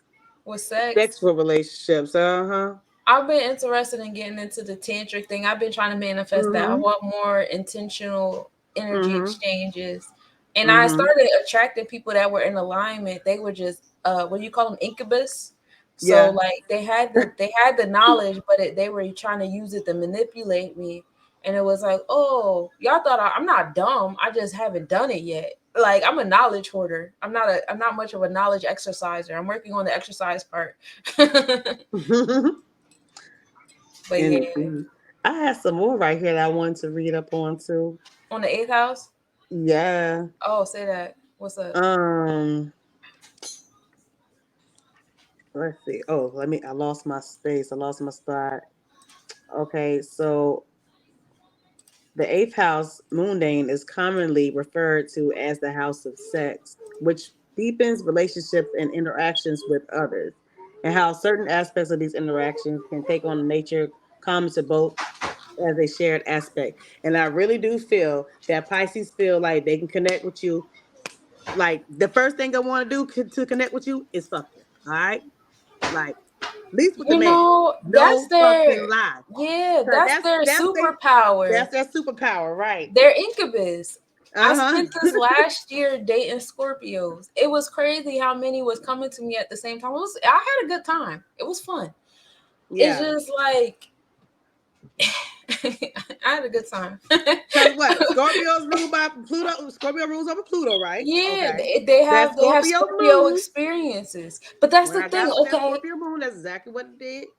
Okay, you said the Scorpio moon. Okay, their internals, their comfortable self with Scorpio. Because I was about to say them Scorpio suns, they not everything you think they are. That's the thing. Like coming back to the fact that the sun is the ego. Like y'all think y'all Scorpios, but y'all not really Scorpios. I'm kind of bored. Yawn. But like I see the energy y'all try to give off because Scorpio is your ego. You Right. know, it's kind So of what's like that ascendings though? What's the ascendings and the moons yeah, though? what's the What they ascending? hit Because like? that's what you really is. That's the temperament you giving on. Mm-hmm. I think the one dude he was a Virgo rising with the Scorpio. I was like, ooh, They ain't bad. no, Mercury and Pluto is a no for me. That's Mm. too much extremity with the overthinking and the over analyzing, and then you know how Virgos go into a depressive mode because we'll go into our own black hole. I can't deal Yep. with that on the Pluto level. That's a lot. I didn't realize how much it was until I was in the presence of it, and I was like, "Damn, is this a reflection of me? You doing too much. You gotta go, baby." But the Oh, they sex be was removing themselves. amazing. Yeah, they be emotionally unavailable then. Yeah, it's a lot of overthink. They'll overthink themselves out of things. Yeah. So it's just like, okay, cool. Like I do that too. So I get Yeah. it, but I don't want to But you got to tolerate come it up out of there. Yeah, myself. you can't stay there too long. You got to That's get my it together. job. That's how the Virgo in you be like, yeah, you can't stay in there too long, sis. You got to get up out of there. Yeah, because I do We that to got some more serving to myself. do. We got Yeah. work to do. Yeah, like we can only sit here and wallow for so long and then we gotta get up because it's people calling our names. Yeah, that's codependent. For real. But yeah, the eighth house, that's a negative house. That's difficulties. It has difficulties with the first house. So any type of Mars or Aries placement in Pluto, or any type of Scorpio with the Aries Mars is be careful with that because they going to jail. Mm. they going. That's where they going. And if you want to go to jail with them, that's where you going. And just be Shared careful with resources because you the going to you jail with going to share resources for real. Y'all going to jail. Or them. You in jail, y'all cuz. going to hell together. One of two things that's happening. Shit, especially if you had sex with them. Shit, you fucked them. Yeah, y'all going together. Yeah, y'all locked It's in for life. anybody with very exalted Pluto placements, because Pluto is in alignment with when you get into Vedic, they only give notice to like 9 planets, so it's not really much room for like Pluto and Neptune. They don't really give them that energy, and instead they give a planet 2 zodiacs.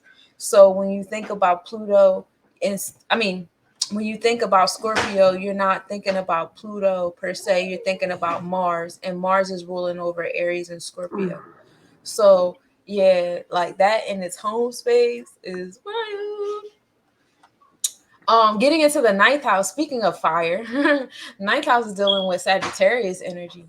Now we in that space of travel and philosophy, higher education. If you have natal planets in the ninth house, this is having like that inquisitive energy. You know, 9 is associated with knowledge, you know, and mathematics. Um, this What's is, the you know, mathematics, God? yeah. And you'll see that the houses are in alignment with numerology. I should have addressed that. My bad, y'all. Anyway, I only got but one like nine. Yeah, but that's an easy way for y'all to remember the houses and the planets, because the planets are in alignment with the houses and they're in alignment with the zodiacs. They're all this, same energy, just different, placements. And so, because these are the main essential energies that we deal with, and like I told y'all, I tell y'all all the time, I think about life as chemical equations. So these are the Yeah. main components on the chemical, on the element board or whatever, Right. and this is how you mix and match them and the different results you get. And so the ninth house helps you when transit houses come through here, is like studying a new topic, or if you want to move to a foreign location or adopt a different perspective or a philosophy on something. Law, religion, ethics, cross-cultural relationships, all of that comes out of this. Also broadcasting and publications.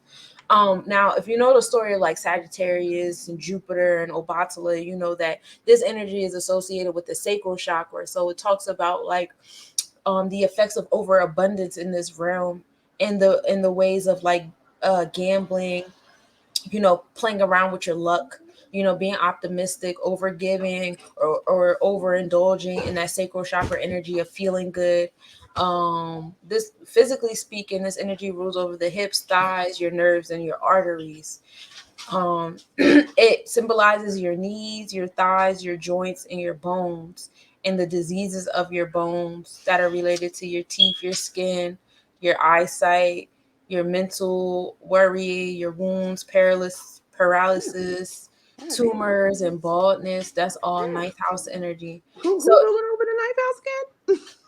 you know the story of Batala, like sacral chakra is like when you overindulge, like say you like eat too much sugar, and Yeah. so now you got the diabetes. That's sacral chakra. That's Jupiter. It's like it's too Diabetes. much optimism, too much indulgence, and the result of said indulgence. That's why Sagittarius is associated with Christmas spirit, Christmas time, because one or two things can happen in the Christmas spirit. You could either be overactive in the Christmas spirit, where you're over giving, overindulging, Or overeating, under.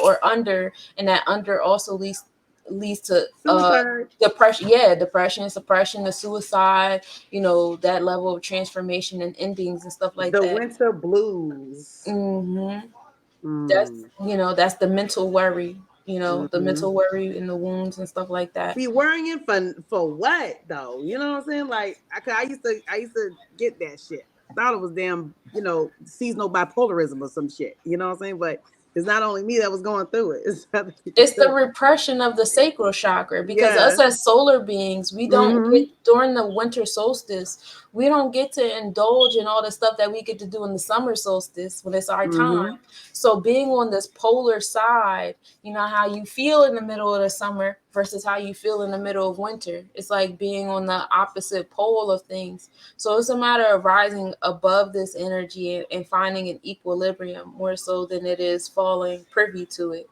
So if you have ninth house placements, like, this is where you'll really be dealing with those things.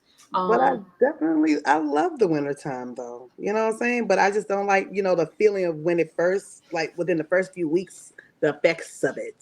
Oh, when You it know? first settles in. Yeah, That's when it because first settled you're in. ascending fixed sign. Leo is fixed. So the Mm-hmm. energy of transitions is kind of difficult. Yeah. I'll be going to sleep.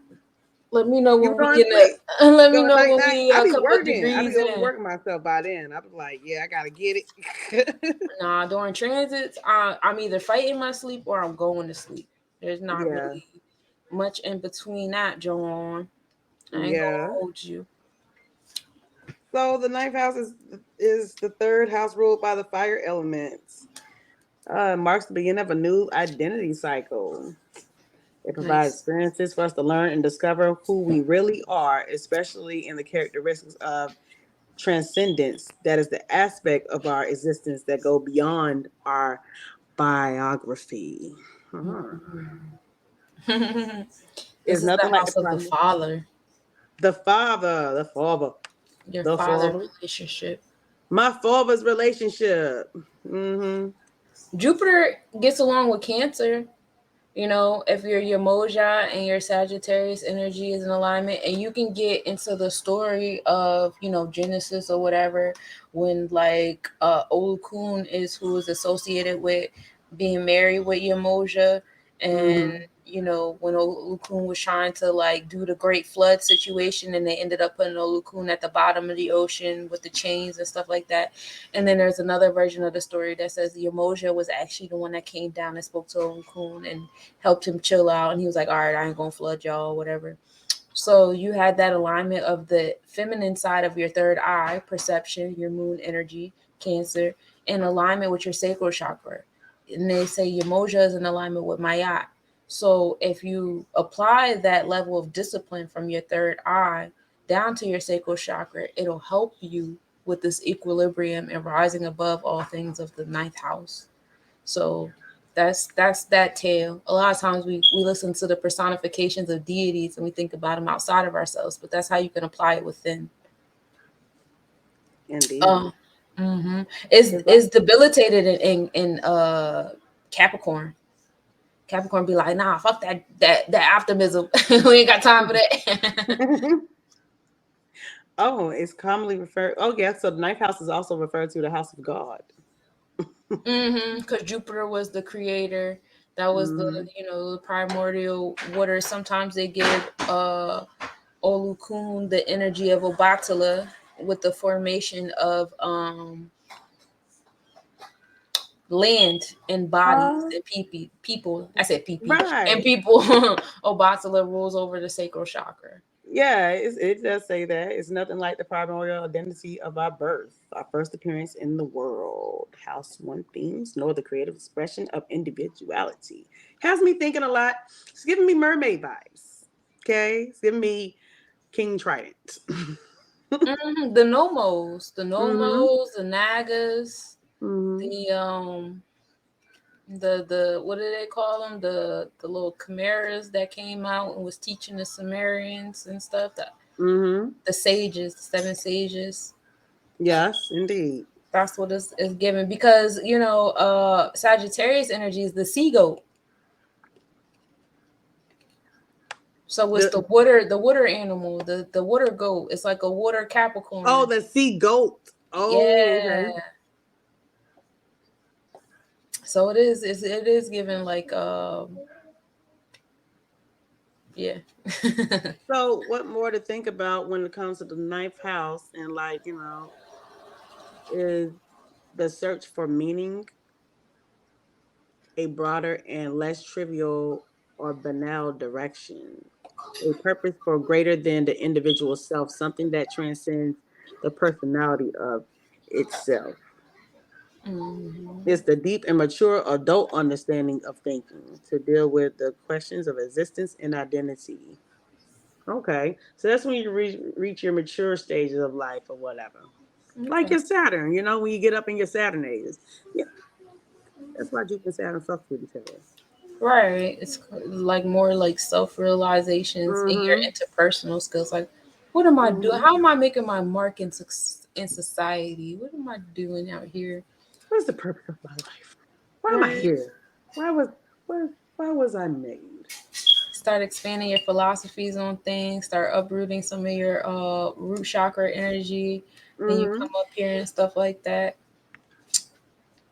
Getting into the 10th house. Now we in the Capricorn house. We in the Gizzo. This is the apex. This is the highest point in the midheaven, and we're gonna talk about the midheaven a lot when we get into the different house systems, because there are different ways that the houses are indeed calculated. But this house rules over the height of your success and your public image, your professional aspirations, and your career achievements. Now, if you have natal planets in this house, I believe my midheaven is in Taurus energy. And there are certain house charts that do not have the 10th house being the midheaven house, because the midheaven is literally like astronomical speaking, it's the pole. You know, when you look up, it's the pole in certain house calculations. So you'll see certain house calculations tell you that your midheaven is in a different space, and then you'll see some that'll tell you that your midheaven is in the 10th house every time. It depends. But planets transiting through this house encourage want to make a change in your professional life, career, long-term goals, structure, status, reputation, expertise, fame, masculine energy, public image, corporations, traditions. As far as like the body parts that this energy rules over, we're talking about the knees, joints, teeth, skin. Um, it has the same functions as the ninth house, as Vedic speaking. It is Jupiter that rules over the ninth and 10th house. Jupiter and Saturn kind of play around between the next like three planets or three energies: Sagittarius, Capricorn, Pisces, and Aquarius. Those four energies get kind of fuzzy with the combination of these two planets because this was before Neptune and Uranus, so we kind of play around with timetables with that. So some stuff I say might sound wrong, but it depends on what time period we talk about. And time is not linear to me, so excuse my spiral speaking. But so the 10th house deals with the masculine energy, the joints and teeth, the skin, diseases like stomach pain, blindness, wounds, joint pain, bone fractures, and stuff like that. So if your structure is incorrect and your discipline is incorrect, it'll show in your bones and your teeth. And that makes sense. If you don't brush your teeth every day, guess what? Them teeth finna be fucked up, cuz you don't wanna I do say that to you every day. If you don't wanna do yoga every day in your daily routine, you don't wanna, have, certain kind of things going on, your knees and your joints and stuff, your bones, they're gonna be messed up. Not paying attention to your diet, all Tell me about habits and traditions and routines and stuff like that, that's gonna affect your success in this realm of things. Now, it depends on what planet you have in your 10th house. Like, what do I have in my 10th house? I ain't got no 10th, sis. You ain't got no 10th house? Let me see. I got them. But my knees, they be hollering. Oh, my Mars is in my 10th house. My knees been hollering because I was doing hydraulics back in 94. Jesus Christ. A lot of hydraulics. My Mars is in Gemini in the 10th house. So utilizing my solar plexus in my communication realms, in my Gemini realms, is what's going to bring me success. And when I suppress that part in self, it'll show in these physical forms. And that's probably why I got hit by a car. I'm still trying to figure out why the fuck I got hit by a car. You don't be listening to your gut instinct, sis?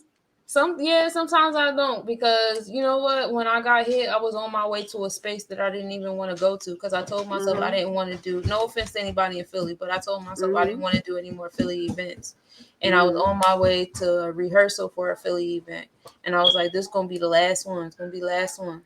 So you reneged. I reneged on myself. I reneged on my 10th house and got hit by a car. Damn. Always listen to self. Especially that gut intuition. I believe our gut is our first damn brain. Right. For real. You don't listen to shit. That gut out of whack. That solar plexus out of whack. Everything else is just gonna go downhill. Right.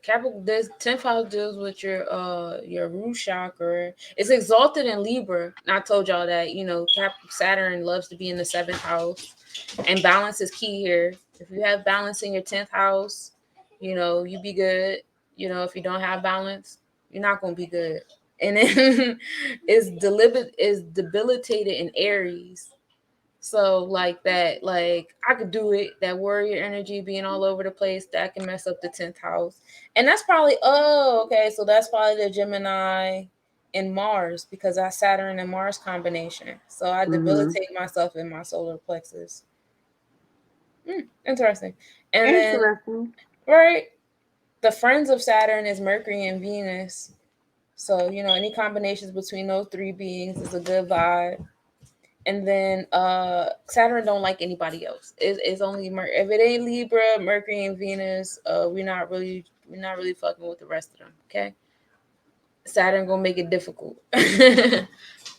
Indeed, because it definitely is a challenge. Right? Yeah, challenge everywhere.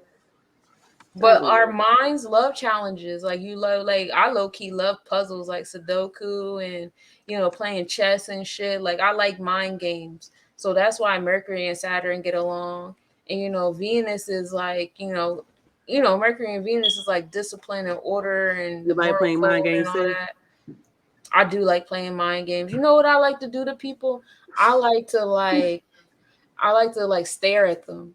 And there's different reasons behind the stare. Like sometimes when I'm on the stage and I'm performing juju music, I'll stare at the people that look the most uncomfortable. I like that in the mind game. It's fun for me. I used to step into the elevators facing forward and just look at everybody. And You can everybody say just be hi and looking then like get out of here. they Hi. trying to be all in their phone. Hey, what's up, nephew? All right, get out of here. He's so sweet. He Oh my is. gosh. So adorable. My little baby. But it's like, who's sweet? Oh yeah, the 10th house deals with the mother-in-law, y'all. That's the mother-in-law relationship. Mm. Now for the 11th house. Tell us a little bit about the 11th On house, to girl. the 11th house, which is ruled by Uranus. It's about our friends, groups, and hope. Hope. Hope and prosperity. I like that. The collective, okay? So in the 11th house, we experience the possibility of integrating ourselves into something larger than just our fame and social image, okay? It is the area of life where our social achievements are I said revitalized, relativized before ourselves and humanity. The 11th house, therefore, signifies our future projects and, in a way, our legacies regarding the future. Oh, did we do Uranus already? I don't think we went back to. I don't think we went back on Uranus. We didn't go back on Uranus? Okay, I thought Mm-mm. we had discussed it briefly or what have you. We might have. Talking about other planets. I think it was like a question that was asked of me or whatever, like how do I want to be remembered when I oh my bad. I was on another interview with Craig. That's what it was. And he asked me how would I want to be remembered when I leave the earth. But that definitely is a Uranus question, okay, right there. Mm-hmm. And I had to think like, dang, like I don't know. Like I really didn't have too much of an answer for it, but it's like, just shit. I wasn't gonna try to save the world no more. Right. I'm not finna be y'all martyr because I see the way y'all be talking about everybody else that Yeah. got shot and hung in front of y'all, and I don't. Right. That Y'all ain't ain't about to enough love for assassinate me, me. ho. Okay. Y'all ain't about to assassinate me out this bitch. For Right. real, ain't enough accountability for me. Like somebody had told me too. I don't know if it was a dialogue I had with you, but it was somebody, and it was like, "Well, somebody had walked up and helped Jesus carry the cross." Are you kidding me? I'll beat your ass. I wish you would help me. Do you done watch these motherfuckers pull me out my mama You crib, ain't beat gonna fight my for ass in me? the middle of the street, and you gonna help me carry the cross they finna hang me on? And I'm supposed to be like, Up "Thanks, to bro." Calvary? Right. You gonna help me carry it to my death? You ain't Soon gonna as fight? I die, I'm hunting all y'all niggas, and that's why when they pulled the stone back, he was gone. Cause listen, prophecy fulfilled. I'm hunting everybody. Everybody getting haunted. You ready? I'm in the underworld now with my daddy. Like, bro, what's up? Y'all fucked up. That shit is crazy, I got the right? keys Like to hell now. What's good? that's crazy, right? Like you gonna help me to my Right. death. Y'all really sat there and was crying. Like it was 3 niggas jumping me, and it's like 20 of y'all standing around crying. I'm hunting everybody. Where's Okay. all my disciples, man? Like shit. Right. At least Y'all was 11 chilling of with them, me when the I had 10 the of fish them. and the bread, bro. Y'all was Right. chilling with me when I had the 5,000. wine. This should have been 5,000. Y'all motherfuckers showed up. For Ain't nobody real. showed Y'all up. was with me when I was giving y'all the flesh of my flesh. The blood of my blood. See, All that's my that Virgo get shit down for you. like That's how what? you That know is. I Jesus is told a you we were Virgo going to that Pisces head cemetery. ass nigga. That's that fucking Because Virgo shit. yeah, he had to been a Pisces rising now. Or a Mm-hmm. Pisces moon. He was a Virgo sun, Pisces moon. It's son. Definitely He was was a the Virgo combination of Michael Jackson and Prince. Mm-hmm. He Right. was up there. Right. Maybe. I'm I don't know. a You gonna have to Google Gemini, it. Virgo, Pisces. You gonna have And to Google his. Well, we don't know Jesus' time of birth. We're yeah, gonna I say need about 12 the a.m. midnight on December 17th or the 21st. It's one of them. Nah, September, sis. Oh yeah, September. What if it was September September. 19th? That'd be fun. 3 and 3. Let's see. Hold on. He might have been born on the 6th of September. 6th of September. Yeah, I'm thinking about he died 33, 3 and 3, 6. Whatever. Oh yeah. Yeah. I don't know. We gonna figure it out. We're gonna figure it I'm out. gonna look that up. We're gonna find out when was Jesus born. We're gonna go back. Oh, I think we doing the Ask the Mobites Jehovah to Witnesses niggas when you were joint. born. Oh yeah, because they have been knocking. Mm-hmm. I gotta see. We are doing the Mobites to niggas episode over again, I believe. So yeah, we're gonna find out when Jesus was born, and we're gonna get into that because that is a question. That indeed is a thought-provoking question. Just as the fifth house represents the liberation of energy accumulated by the fourth house, the 11th house represents the liberation of power and creativity accumulated in the 10th house and brings experience through friendships and collectivity. I like the 11th house. I Yeah, I always like want to the do things 11th. with my friends. It's all about your friendships. 11th house also deals with older Mhm. siblings, your incoming gains, social justice, surprises, and sudden events. So stuff inside of the 11th house is like crazy, revolutionary things happening. So Pluto being on the cusp between Capricorn and Aquarius is a wild experience. People are anticipating Pluto entering Aquarius energy next year, especially because it's happening during election time in November. So I'm very curious. I heard rumors that this year is the last president thing situation as we know it. So I'm kind of curious of what they're going to come Dictatorship up or with. monarchy? What we're gonna have? Communism? I mean, what? I Either way, I don't don't give a know. fuck. I mean, they still going to do the stage. They got to still do the stage because the majority of the voters are old niggas. Like the young kids out here, Pluto is an Aquarius. They don't give a fuck about what they shown on TV. They're going to have to remix what they doing for these kids when they turn 18. They're going to have a whole new thing. Like Zeke's generation is about to be 18 next year. So whatever Zeke's generation wants and whatever they're doing, because they're going to be the vote. Because when you turn 18, you want to vote. You still in that Jordan's turning 18 next year too. yeah, they're going to catch that generation. Whatever it is that they want. Right, we get old out here in these streets. Nah, they getting old. They getting old. But yeah, they're the solar plexus of the empire right now. So it's whatever they want to do. If they don't want to do this shit no more, we're not going to do this shit no more. And you figure it's crazy because we have I don't know what the hell Biden is. Biden is Pluto. You know He what? just out here fucking. He a clone, so that made me think of Pluto because Pluto's about regeneration and shit. He gotta be a Pluto Neptune head ass. Old swole head ass motherfucker. Yeah, old draconic head ass. So Right. See a cake around that motherfucker right now.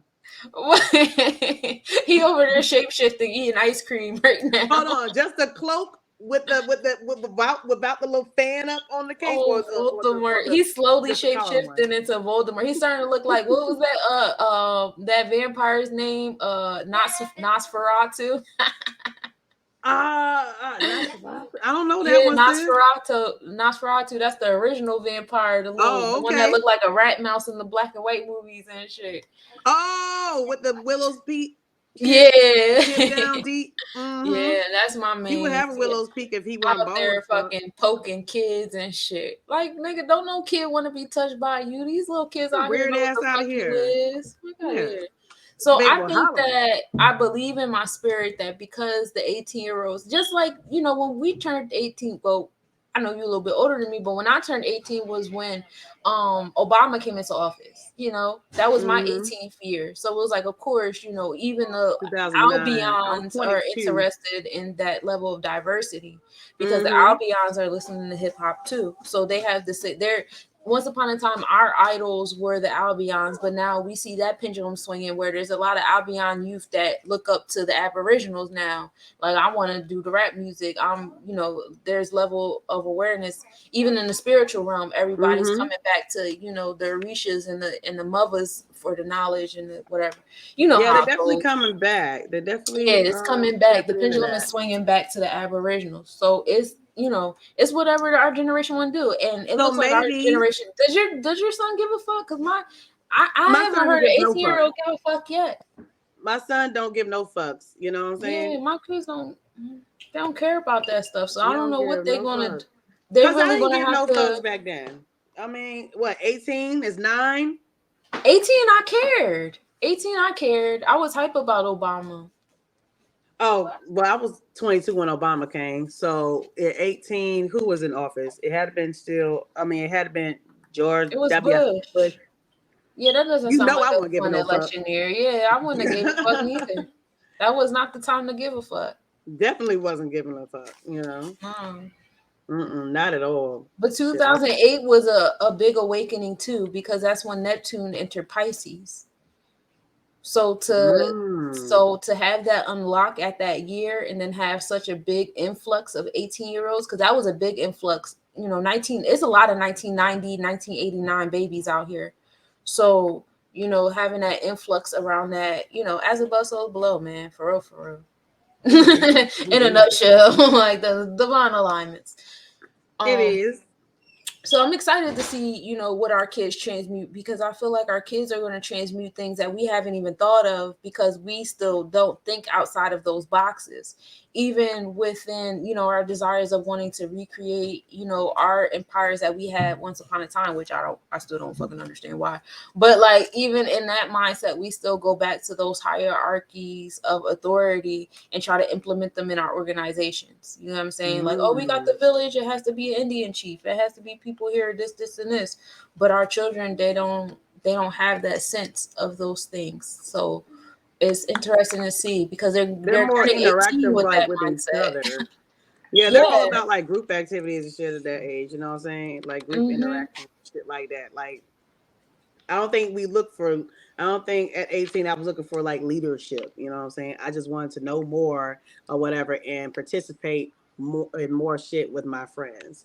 Probably a whole lot of nut shit, but whatever. And I also believe that, COVID was also a divine alignment for that level of Mhm. youth too. Because let's think about it. Like, Mhm. the math is not mathing to me, but when I think about COVID, I think that happened during my son's like 8th grade year, and a lot of Mhm. parents resorted to pulling their children outside of school. It was a blockage.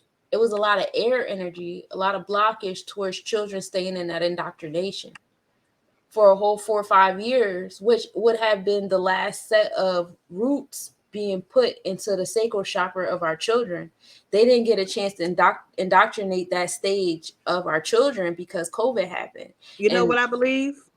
I mhm, believe that a lot of people had a lot of resistance towards wanting to homeschool their kids. Like they really mhm, didn't want to do it because they're used to this traditional and this damn structure, yeah, the structuralization of the placement of the public school system or whatever school system that they within their buildings and shit, like away from them. But me, shit, I was happy as fuck. I'm like, yeah, this is what I've been wanting to do. You know what I'm saying? Like, let's get it. for Because I'd real. rather for my children to be at home and me implanting the seeds in their heads what I feel is necessary for them to know, because you're just learning repetitive shit over and over again every fucking year within this public school system, and some parents just don't want to do that fucking work, you know.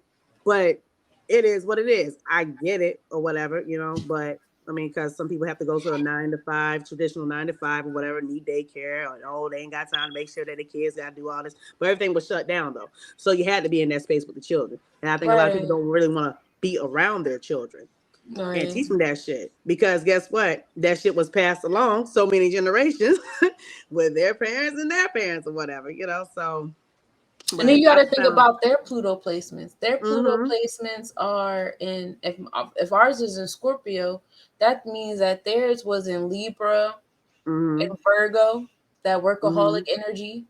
Mm-hmm. Theirs was in Leo, being that courageous, like warrior, like energy as well. So Mm-hmm. like they have their mindsets, their like nation type of energy in that realm. And then thinking about their Capricorn placement too. Our Mm-hmm. Capricorn, like mine particularly, my Saturn placement is in Capricorn. So their Yeah. Saturn placement would have been maybe mm, like a 6th degree before that. So what is that? Mm. That's back in Cancer, Gemini. Mm. So it's like they have Dancers like to like be around their family and shit, though, don't they? They're about family. exactly, but what does their indoctrination say about family? The mother looks Yeah. like this. The mother, as an adult, behaves like this. Mm-hmm. She has this in order. Ba, ba, ba, ba, ba. Mm-hmm. It's the indoctrinate. See, like our generations before us, they got those planetary placements.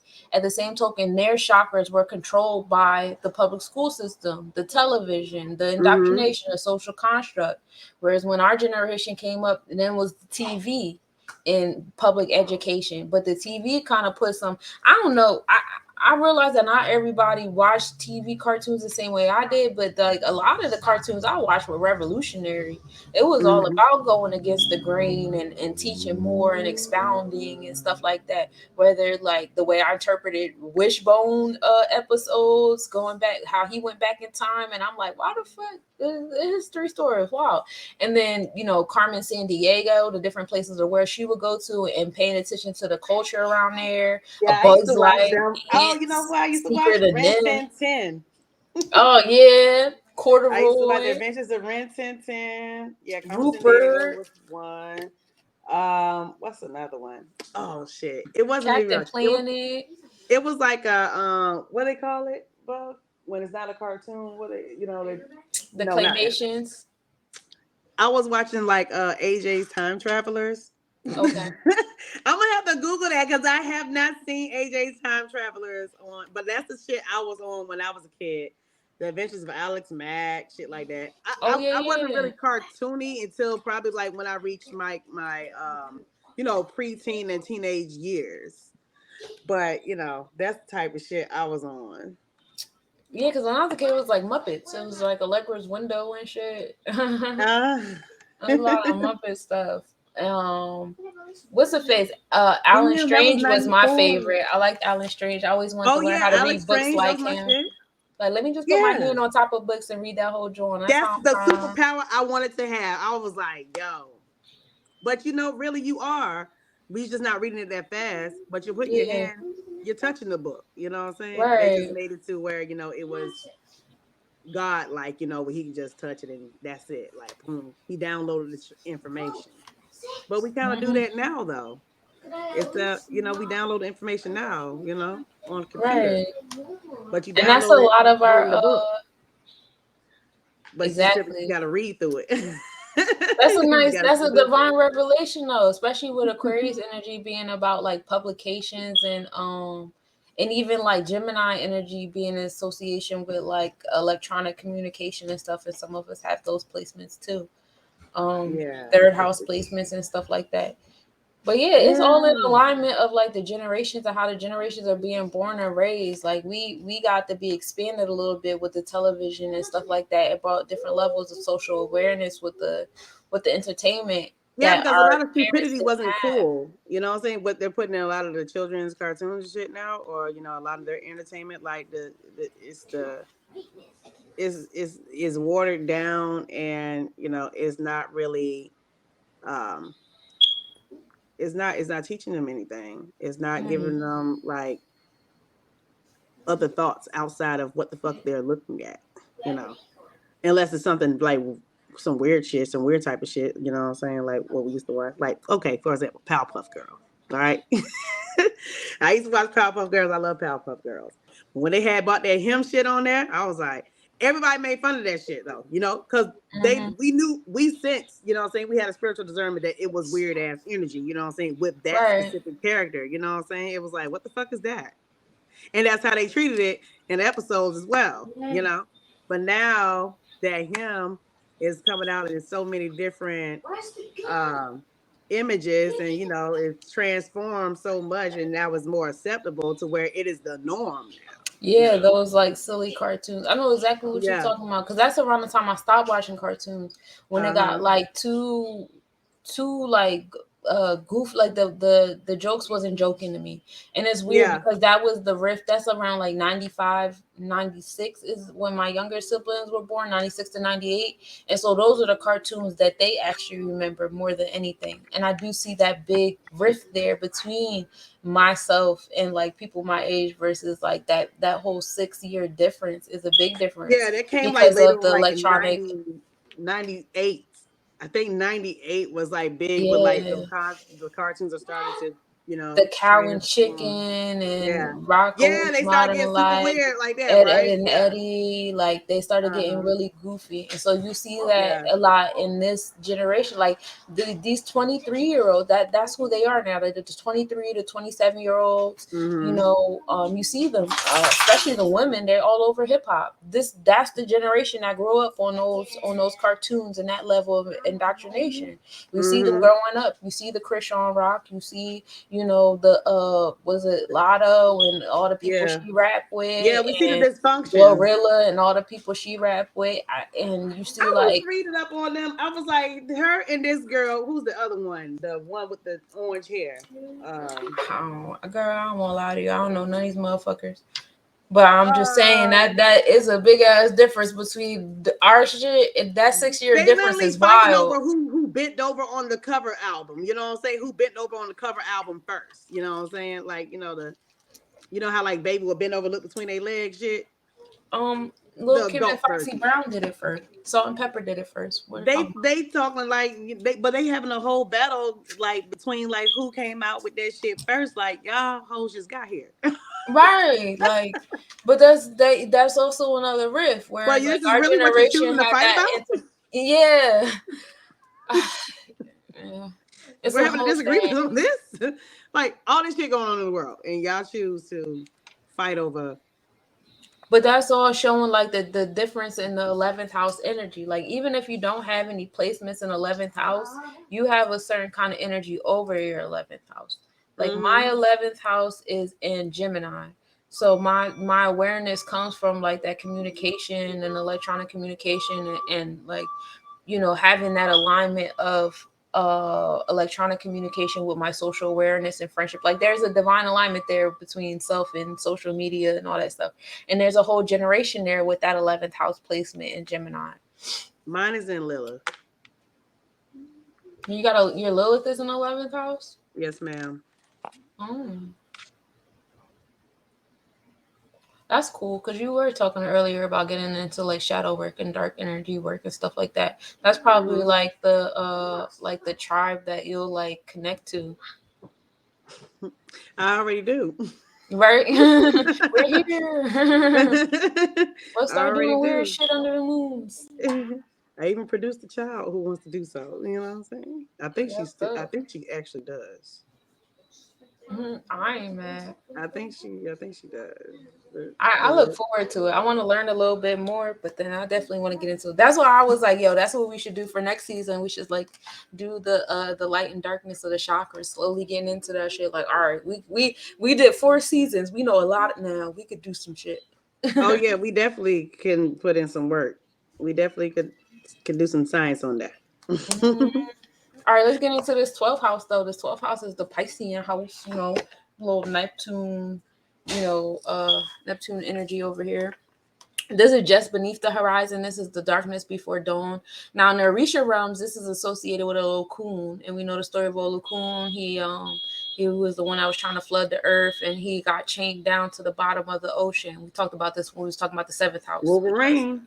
Yeah. So they talk about how the bottom of the ocean is the energy of is the hidden. And the 12th house also deals with people that are separated from society. So while the 11th house deals with your interactions with society and your social awareness and your friendships, the 12th house deals with those people who are separated, whether they be incarcerated, in the hospital, in jails, rehab centers, schools, like any type of separation, any type of level of solitude or isolation, the reasons why and stuff like that. Transit houses, you know, is like karmic energy that you're about This to is attract. your karma. Yep. Yeah, it deals with your karma. So when you have a house go through the 12th house and it opens up one of your transit 12th house energies, or maybe the 12th house is in your 12th house zodiac energy, this, you know, a karma loophole is being opened. So be mindful of the energy you attract here, because it's in alignment with the energy you've been putting out.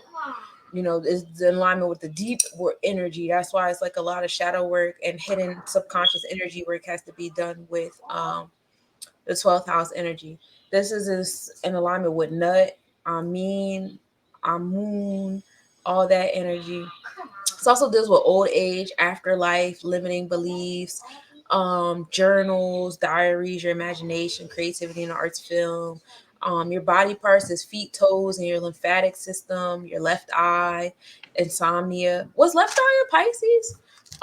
Secret enemies, balance of the mind, disability, your foot, death, physical pleasure and sorrow, because the 12th house Pisces energy is the feminine side of your sacral chakra as well. So like if you overindulge in the inwards, like I told y'all, be careful of the energy you put out, because it's the karmic energy you'll get back. So if you put too much out in your sacral chakra, you're going to get back too much in your sacral chakra. If you know, don't put enough out, you're not going to get enough back. This also deals with loss of property, marriage problems, diseases, according to like medical astrology, all that fun stuff. The 12th house deals with relationships with your paternal grandmother and your maternal grandfather. If you have a first house and peace, if you have a first house and 12th house alignment, what happens is It was Gemini. there's the first house and 12th house. No, I was saying Lisa Lopez. Lisa Lopes. Oh, she was Left a eye. Gemini. Okay, May cool. 27th? What's that? Yeah, that's a Gemini. Yeah. Oh, that's beautiful. Mhm. I was wondering about that because Pisces rules over the left eye. Died in 2002. Oh, died April 25th, 2002. Wow. Damn, Oh, my Alita mom's died in birthday 2002 is as well. 26. April, August. That was like the month of the celebrities. April, August roams. Mm-hmm. Yeah, so if you have the first house, which is Mars Aries energy, you want to keep Mm-hmm. Mars Aries energy away from the 12th house, Pisces, Neptune energy. They don't get along. Any type of Right. first house energy in association with the 12th house is kind of like loss of self. So you are hidden in your subconscious. Nobody knows you, not even you. But this is the place where you can get tapped into your Akashic records, most definitely. Oh, my Jupiter is in the 12th house. That's wild. My Pluto, not my Pluto, my Chiron is in the 12th house. Really? I don't have any 12th house placement. My my Jupiter, Chiron, and my node, my fortune is in the 12th house. Yeah, so the 12th house deals with your unconsciousness and and the integration. Hmm.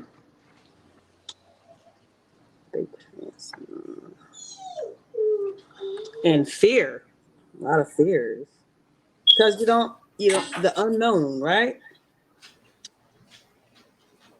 Yeah. So my Jupiter is in Leo. Oh, it is a lot of energy that kind of hides my Leo energy from me, because my ascendant Leo is in retrograde, and then my Jupiter is in Leo in the 12th house. So that means that my optimism and all that stuff is hidden in the subconscious realm. It's hidden in my dreams and my Akashic records. And then to have Chiron, which is my wounds, my Chiron is in Cancer, so my maternal wounds also is embedded deep in my subconscious.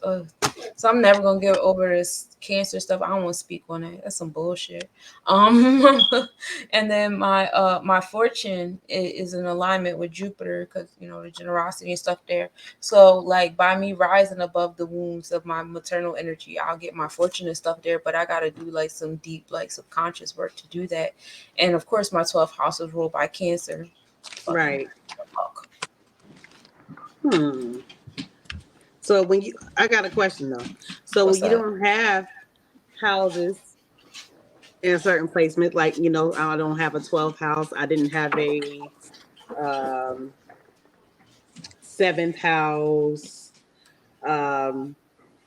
What would that mean for a person? Is that something that they still would have to look out for, or whatever, or does it still affect them because of the other places that may be close by them, like the 11th house, you know what I'm saying, and 6th house or 5th house or what have you? No, it just means that those aren't like important parts of your Mm-hmm. And those aren't important subjects in your life in this lifetime. That's all. Mm-hmm. Well, It's that's not a good. I ain't got to focal worry about karma then, huh? point. I am the No, karma. right? That's what's up. I bring the scales. Yeah, I ain't got no knife house placements either. I just got stuff in Capricorn, but it's not in the knife Oh, house. it makes sense though, sis. It makes Mm. sense since I don't have a 12th house and my Lilith is in the 11th house in Cancer. Mm.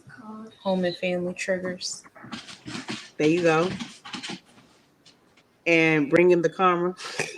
Doing the shadow work, but doing the shadow work they don't want to do. For real. Like I cussed the whole family. I got blocked from the family. I unblocked everybody though. It be like that. Sometimes you gotta block people and let them know what it is, because they be getting it wrong. That's all. Um. So we went over the different houses and their energy. I don't want to keep y'all too much longer because we supposed to be a Sankofa episode, but there are different house systems. So there's like three main house systems. These are how they're broken down.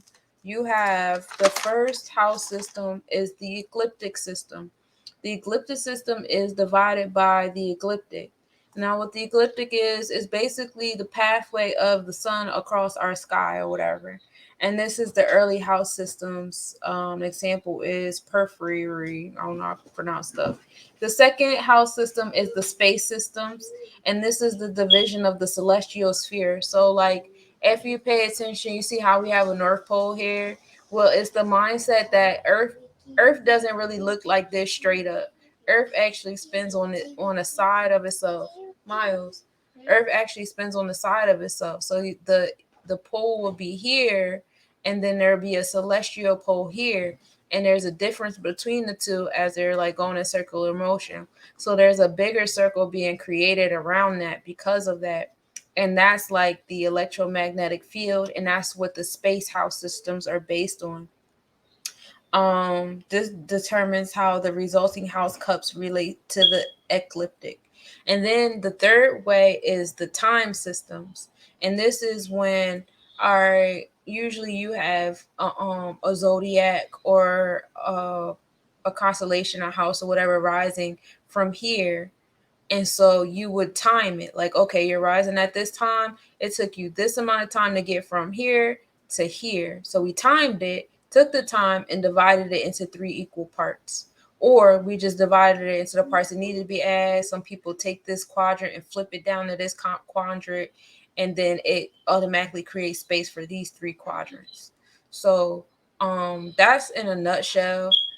This is just so y'all can get the idea of certain vocabulary we finna use. You are the observer. This is you standing here. This is the dome around you as a person. And you know, domes within domes or whatever. But let's talk about the first dome. This is like your natal chart dome. This is why it's important to know the city and state you're born into and the time you're born into. So the zenith is where your pole is. So if I'm standing here, this is where the pole of me is at, and then we will have, the planet wherever have you. This is the equator or the horizon, as you know it from where you're standing at.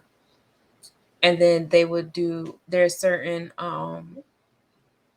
house charts that would take the zenith of you and create imaginary lines in equal parts going downward to the equator realm. And this is just another example of what I just explained. You are the observer. This is your zenith at a 90-degree angle of you to the horizon. All right. And then we divided these spaces into equal parts.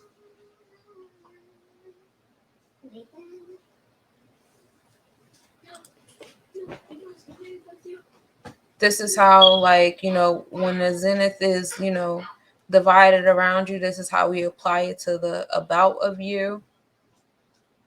This is a really cool breakdown. I didn't. It's not that I didn't do that intentional. It's just I like how that came out. Anyway, so these are the different circles that's around you. So you got, the line of the horizon, the celestial equator, is, the horizon, and then the space made around the celestial equator is like this in alignment with the pathway of the sun, like what's the diameter of the sun's ecliptic or whatever.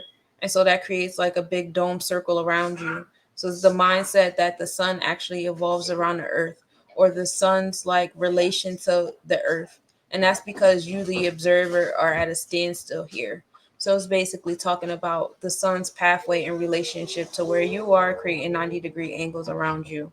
So these are like the great circles in the celestial sphere is the zenith, which is the relationship to where you're standing at, the horizon line, if you will. Then you have the pathway of the sun creating their own ecliptic. And then you have a circle around all of it, measuring all of those diameters together as one.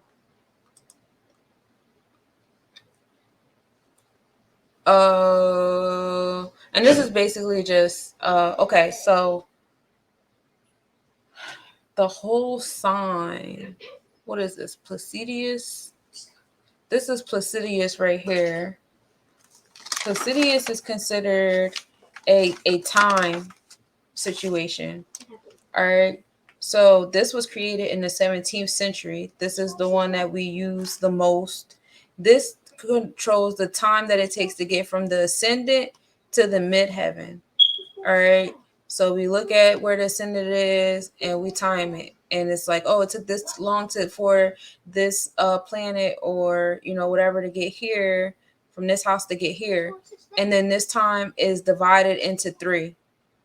And as you notice, like, the houses are not equal size or equal in shape because it's in alignment with where you are. So the math is also wild for this because you kind of have to look at other earlier charts and say like, okay, well, around this time of day, it was this zodiac here, and you kind of get into the pattern of it. So now we have the computer who has like algorithms already embedded because of the farmer's almanac. So it shows, the times that the sun was rising and what zodiac it was in when it was rising, and from the east or whatever. So you can go back to that farmer's almanac, but there is the maths to do that. It's just very difficult, and it's a lot of trial and error. So that's essentially what this is. And then the horoscope, the horizon, this is the quadrants. So we have the horizon, and then we have the midheaven, because remember, the earth is spinning on its axis. So its poles are this way, this way. So you have that zodiac energy that just takes this knowledge, these 4 lines, and then divides them into 3 spaces. And that's how you're going to get the houses over here. And this one is called this is just talking about the celestial sphere. And this also helps you get an idea of how to read these spheres if you guys don't know how to read these zodiac spheres as well. Now, on the Vedic side, go ahead, sis. No, I was saying, Okay. So if you want to learn how to read these charts, now this is the Vedic realm. When we get into the lunar mansions, we're going to get into this a little bit heavier too, because these get exalted by the lunar mansions as well. But, this diagram here is showing you the order to read this diagram. So this is the first house. So their first house is ruled by Aquarius energy.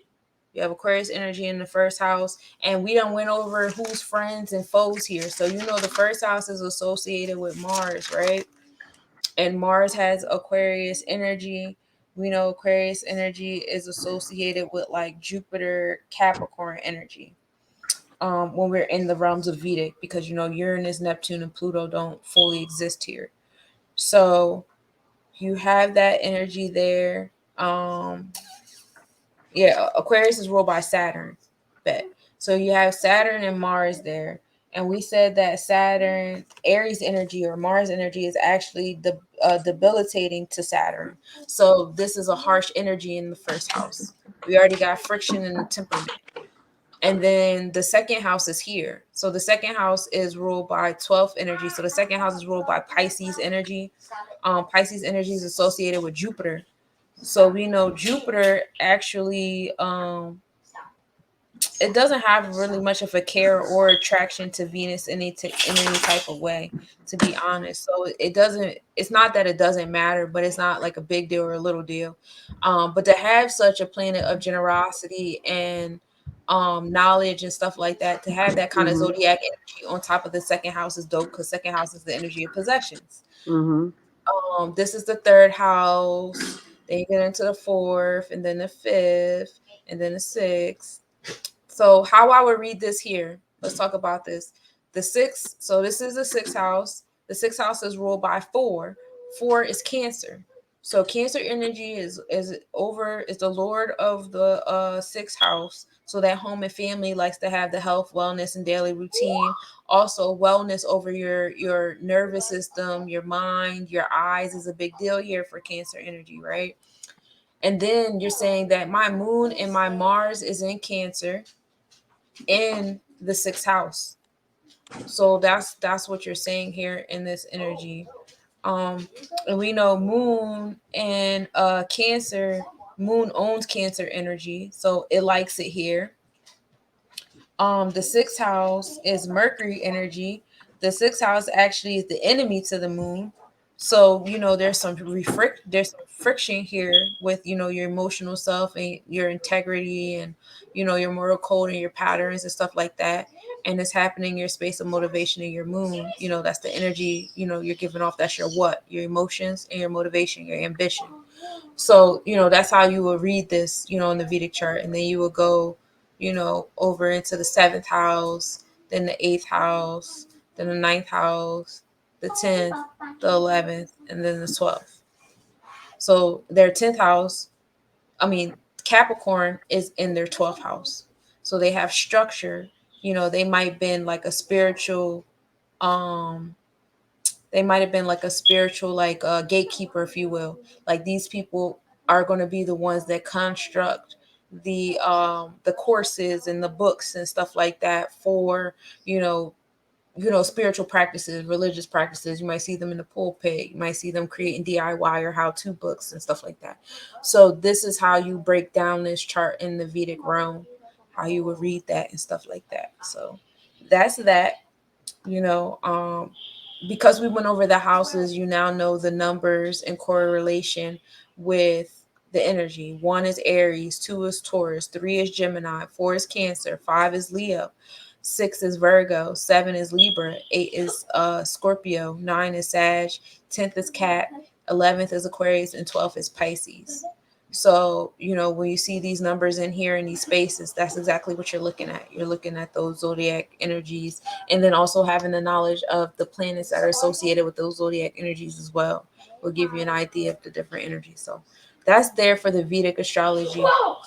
Now, the astronomy of the houses, getting back into how the astrological houses are created. So this is a chart for the Perfer Capanis and Placidius chart.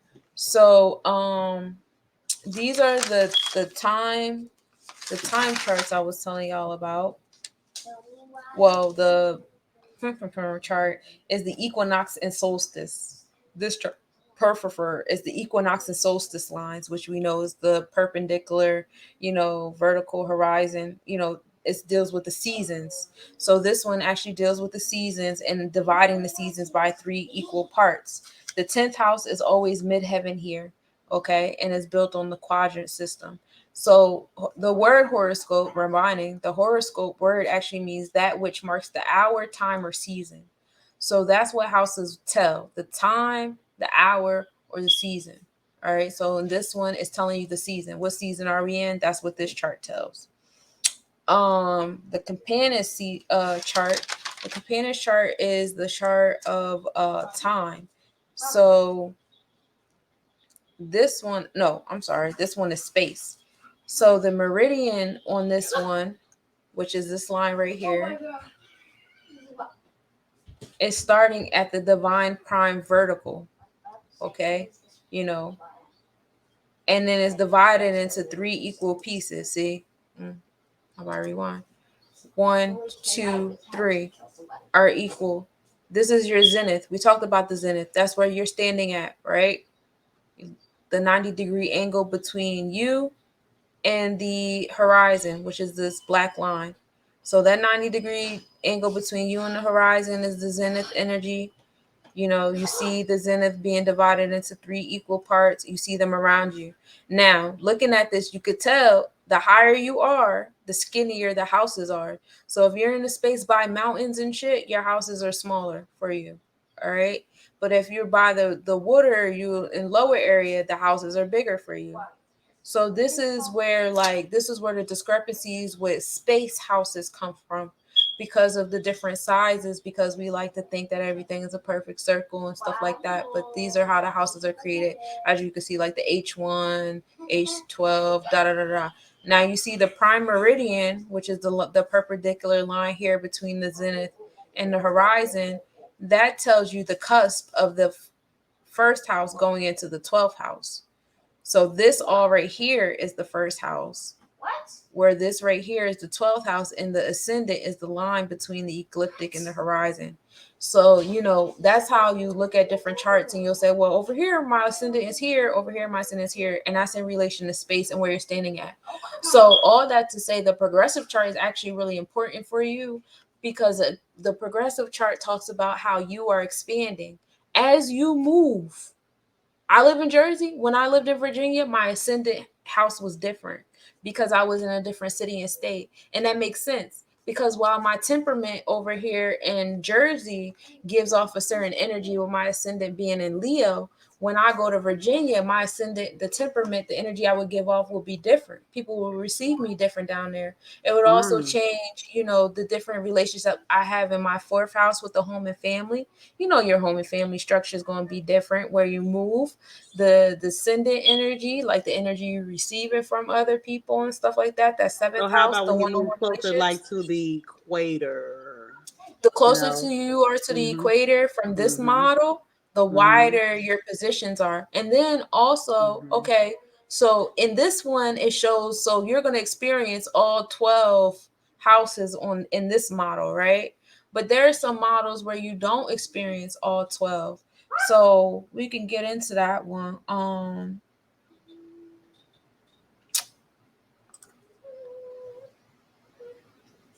So like one like this, where we go by the seasons. And that's why by the islands, when you by the islands, you're near the line of Capricorn and the line of Cancer. But you don't see all the zodiacs in between. You don't see those 6 zodiacs underneath. You're not going to experience the when those 6 houses go down, they're going down underground, like into the soil or whatever. Mhm. And it makes you think about the ones over top of us. Hold on. So this one is, these are just like clear, these are just reiterations of what I talked about, talking to y'all about the poles, the north pole of the equator, and then the north pole of the ecliptic, which is the pathway of the sun compared to where you're standing at and stuff. So this is just like further models of what I was talking about. Now, like this is another one that you might not totally experience all of the houses here, because it goes by the north pole of the equator, and then, you know, it builds the houses from there, you know. And so you might not totally experience all those houses, because as you can see, the houses are being split from off to the side. Mhm. So it might be like 1 or 2 houses you missed. Then this is also coming to a space where all the houses are not equal.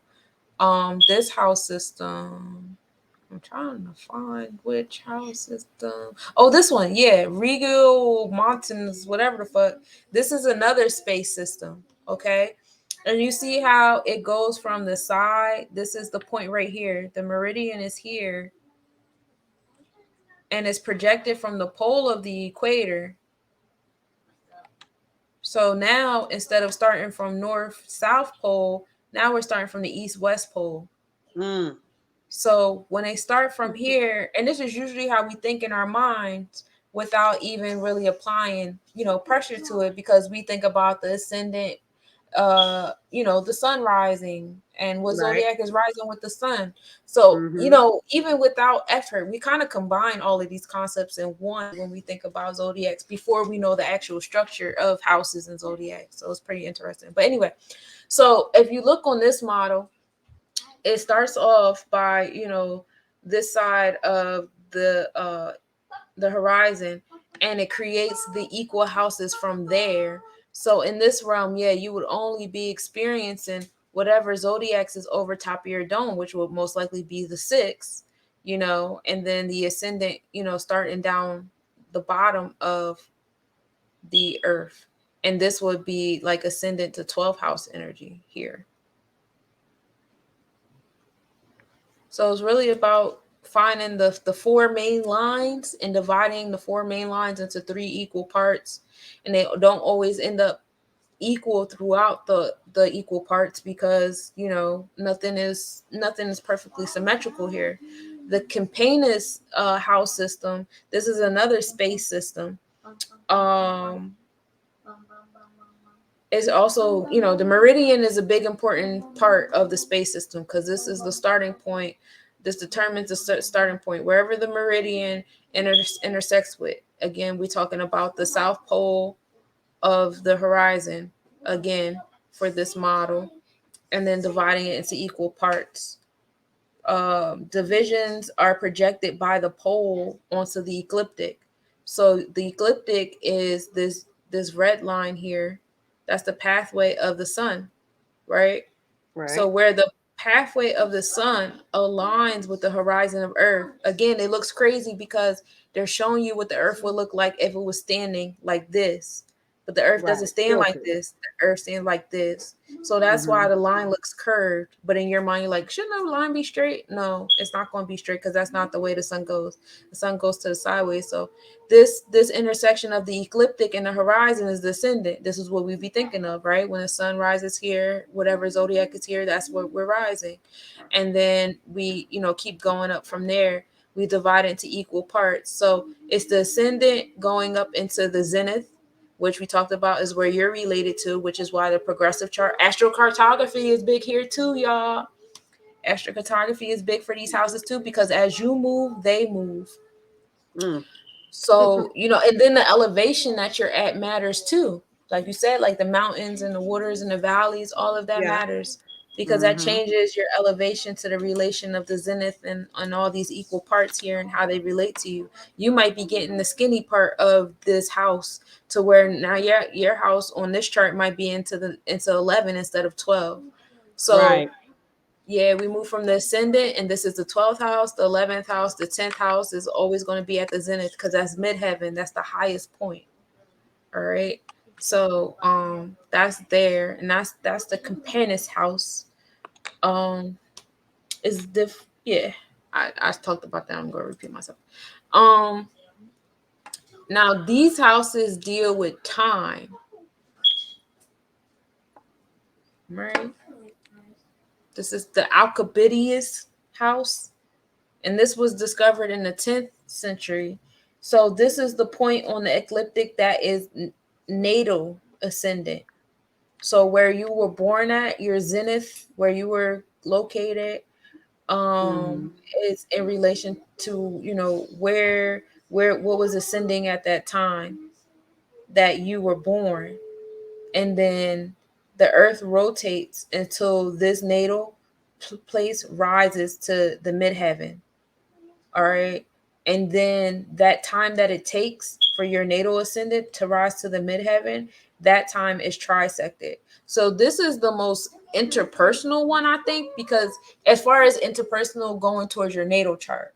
So if I wanted to really like get a snapshot of like who am I at the time of my birth, this will be the house system that I would use more so for the time of my birth. I know we use Placidius or whole house system or equal house system the most, because that's just the default that most of these natal chart things come into.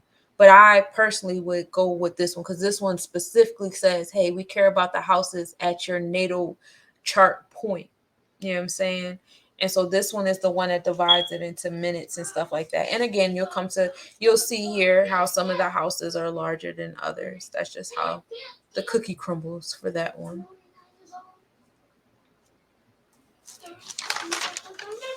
Now, this house system, this is the space house system. We talked about this though. The ascendant here at the equator line being the first house, going this way. And this is the space between the ascendant and the midheaven. Remind you, the midheaven is always going to be on its axis of where we're at. And then they automatically start doing the math. Well, if this is the ascendant to the midheaven, then we can infer that 180 degrees from there is the fourth house. And so that's where it is. So they kind of like do this math and use this math to calculate the rest of the math. Some other ones, Coke. I pronounce it Coke because I be thinking of the Koch brothers. I don't know if that's correct. But this is another time one. Is that the right pronunciation? It's I think it might be Cook. Cook. Okay. Yeah. Like they had to change their fucking name, you know, like I don't know, some type of immigrant type shit, whatever they had going on. The guys how to spell Cook. I should. This is another one that's really good for your birth chart too, though. Because this one is the most not the most used. This is the birthplace house system. So this is a variant of the Alcibiades. So here we start at the midheaven.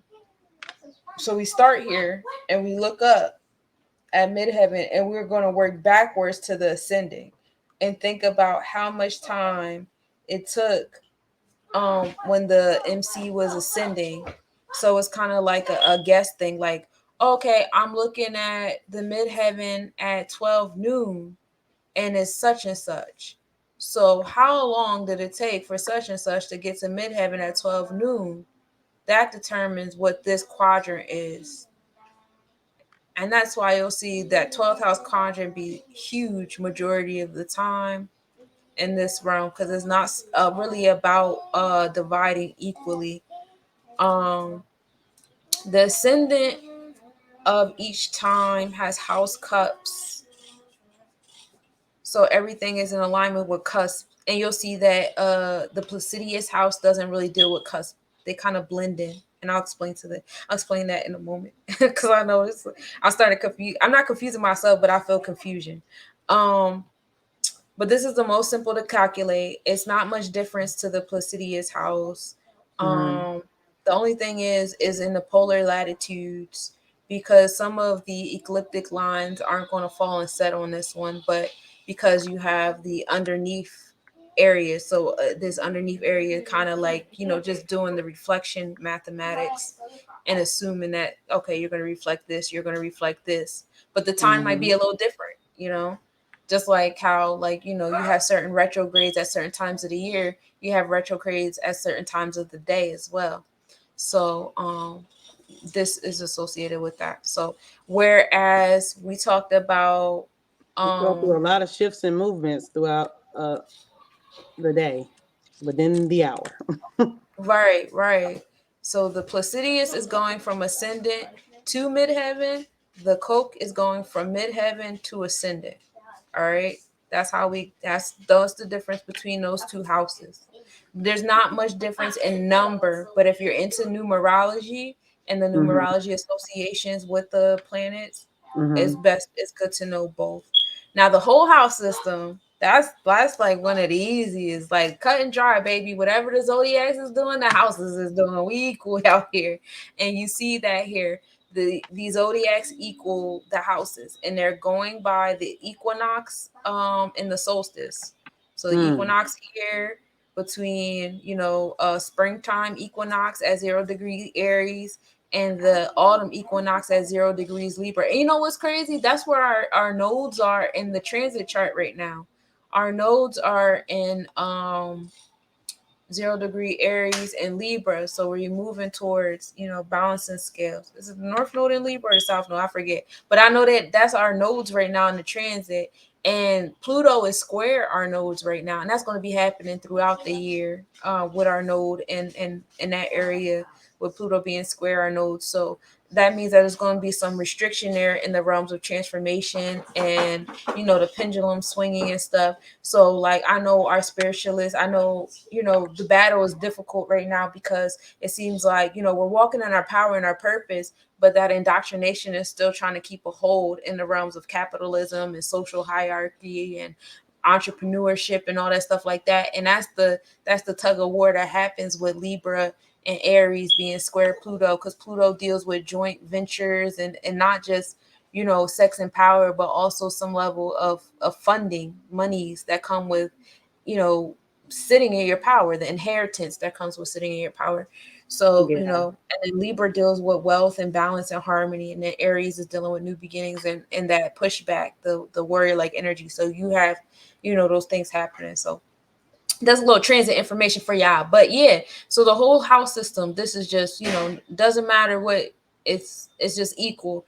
Now the thing with this is a not a direct correlation of the exact degrees when it comes to the houses. Like if you use this one, you'll realize that, this degree is equal to this degree. This degree is equal to this degree. This degree is equal to this degree. So on and so forth. The degrees are different or the same, mirroring each other every 6 degrees. So you'll see that it gives off a sense of falsehood. It's an easy way to do things, but I think this is like training wheels. The whole sign house system is training wheels, but still good training wheels to have nonetheless. I definitely started off with the whole sign house system when I first started reading charts. The equal house system is same type time. Um, the ascendant starts off your first house into the 12th. The thing with this one is say the whereas like this one is we're starting at 0 degrees. Mm-hmm. What this one is, if the ascendant is at Aries 20 degrees, then the second house is at Pisces 20 degrees. The third house is at Aquarius 20 degrees. You get what I'm saying? They're all going to be at the same degree. So it's equal in between them, but we're not starting off at 0. We're starting at the actual ascendant. So that's the equal versus the whole house system. And to let you guys know, both of these systems, I believe, deal with the ecliptic. Yes, they're ecliptic systems. So they deal with the equinoxes and the solstices. Whereas the Koch system deals with time. Placidius, we went over that already. That deals with time and the time it takes to go from ascendant to midheaven. And then equally dividing the pieces in between. So that's usually what the system that we base our houses off of with that system. Yeah, we usually use the Placidius. That's the most used. And that's in a divine alignment with like how our sun goes. It takes 2 hours for a constellation or a zodiac to rise. 2 hours, 2.5 hours. So when we look at the clock, the hours from 11 p.m. to 1 a.m., that's the ascendant time. So whatever zodiac is at that ecliptic line, the 90-degree angle between the meridian and the ecliptic or whatever is there at that hour, that's the ascendant sign at that hour. And that's why it's important to know what time you were born and also what location, because the meridian is based on your zenith. Where are you? So with the other charts that we had, do those depend on time? Wait, repeat that. With the other charts that we went through, well, the different scientists or whatever who discovered these different things, do those depend on time? Oh, let me tell you. So the ones that depend on time are the Alcibiades. That's the one where I said you were going tracking the time between how long it took the midheaven to go to the ascendant, and then you're flipping it. That's a time one. Placidius is a time one, and Cook, those are time ones. As to where the other ones are based on. So the space system is when I got into the poles and the meridian around the poles and the great circles. That is the Marinus house system. That's when we take the meridian with the celestial equator and we divide it into 12 equal parts. The Regio Montanus system, that's when everything is constructed around zenith, which is where you're at. and the 90 degree of your pole to the earth Right. or whatever. And we divide those degrees into 30 degrees. Is that one is not really bent on having a 90-degree angle, whatever. It's bent on create this first 30-degree angle and then go from there. The Campanus house system, that is with the meridian starting at the prime vertical and then dividing it into 30 equal pieces. And then the zenith, or no, horizontal house systems. That's the most recent one, and it's not very popular, but North American astrologers use it, whatever, because it's good for them in like North America, like Canada-ish, where the mountains are, where the mountains be. This one is the best one for them because it's divided into equal 30 sections, and is starting at the meridian rather than starting at the cross between the meridian and the equator, which is a little bit lower. You know which one I think makes a lot of sense to me Mm. outside of the traditional one that we basically how we went over. I think the one where you said where you're standing and you're going by the 30 degrees, wherever your position that you are. I think that one I can agree with, because being that we truly don't know the shape of our earth or whatever, or where exactly the fucking equator, saying really lies or whatever shit like that, what I'm I saying? agree. Like where you are, where you are standing at a certain point on earth and the positioning of, the stars and the planets and shit. You can go off of that. And since time doesn't really exist neither, you know what I'm saying? You can go along with that, because that's what I think that's how they probably did it back in the days. And but the That's scientists like, valid. oh 'Cause yeah, I who's came to up with say this shit. it's 11 o'clock? Like, who's to say Yeah, it's 11 o'clock right now to say that that's the ascendant? Because you're yeah, talking about the middle of the night, you yeah. know. And it brings me to it brings me to the mind of like the sundial or whatever, you know what I'm saying? Like Mhm. our watches and shit. There's certain degrees on that and what have you. So I think Yeah. that one probably will be more. Let's find later on. Mhm. Let's find our placements with that chart The and see. sundial. Well, the whichever one we were talking about, sis, the one with the diagram with the person standing with the 90-degree shit. Oh yeah. Let's do that. That's progressive chart and energy. Yeah. Because that's always changing. Because like Mm-hmm. you was born at the hospital, but after you Right. left that hospital, you was no longer at that hospital. So to keep saying, oh, this is my ascendant energy and these are my houses, that's false. You literally, like, you could look at the snapshot of where you were born at. That's cool. Mm-hmm. That's literally the snapshot of where you were born at. You Mm-hmm. know, no energy sits still. So having that knowledge of physics, well, I'm always moving and expanding. The planets is always moving and expanding. So I have to pay attention. Okay, my first house address was here. So while I was at Mm-hmm. this house address, this is what my ascendant energy was. This was the energy I was giving off. And you see that as a child, like, when I was a kid, we moved a lot. Every year I was at a Yeah. different school. So, Mm-hmm. every year I wouldn't say that I changed a lot as a person because I still was in New Jersey. So Right. like, overall on a hefty level, nah, I wasn't Mm-hmm. like super different. But like maybe on a micro scale, my energy over here in Camden, my ascendant energy in Camden was different than my ascendant energy over here in Bordentown, or at Yeah. least how I was being received. You know what I Mm-hmm. mean?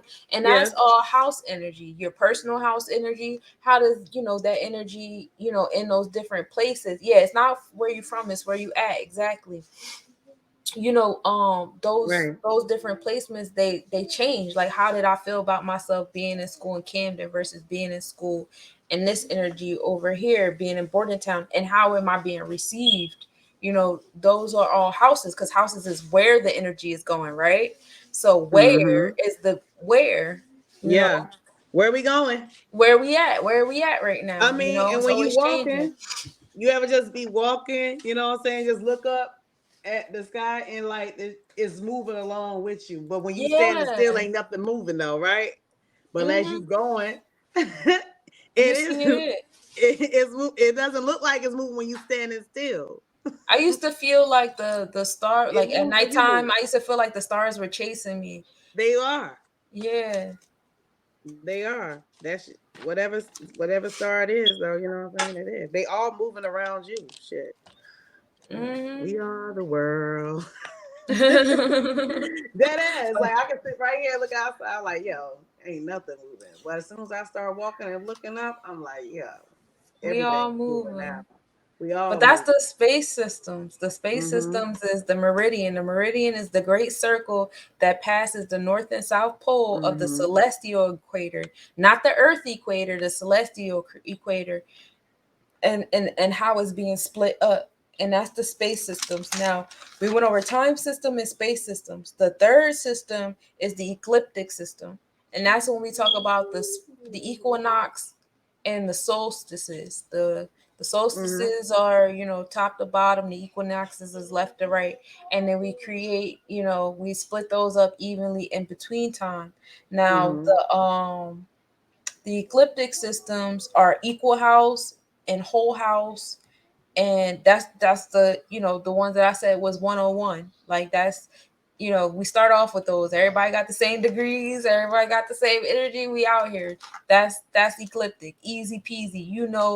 The fall got three zodiacs. The winter got three zodiacs. The summer got three zodiacs. It's fixed in that realm, and that's what the whole house and equal system is about.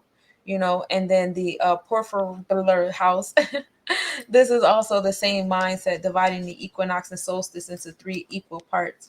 It's just they try to do the maths a little bit. Like the whole sign is based on a full 30 degrees of each zodiac, whereas the peripheral house is more so about three equal parts. So three equal parts might not always add up to 30 degrees. You know what I'm saying? Um, and then the equal house, everybody is 30 degrees again, but this is not based upon the quadrants of equinoxes and solstices. It's just like everybody needs 30 degrees.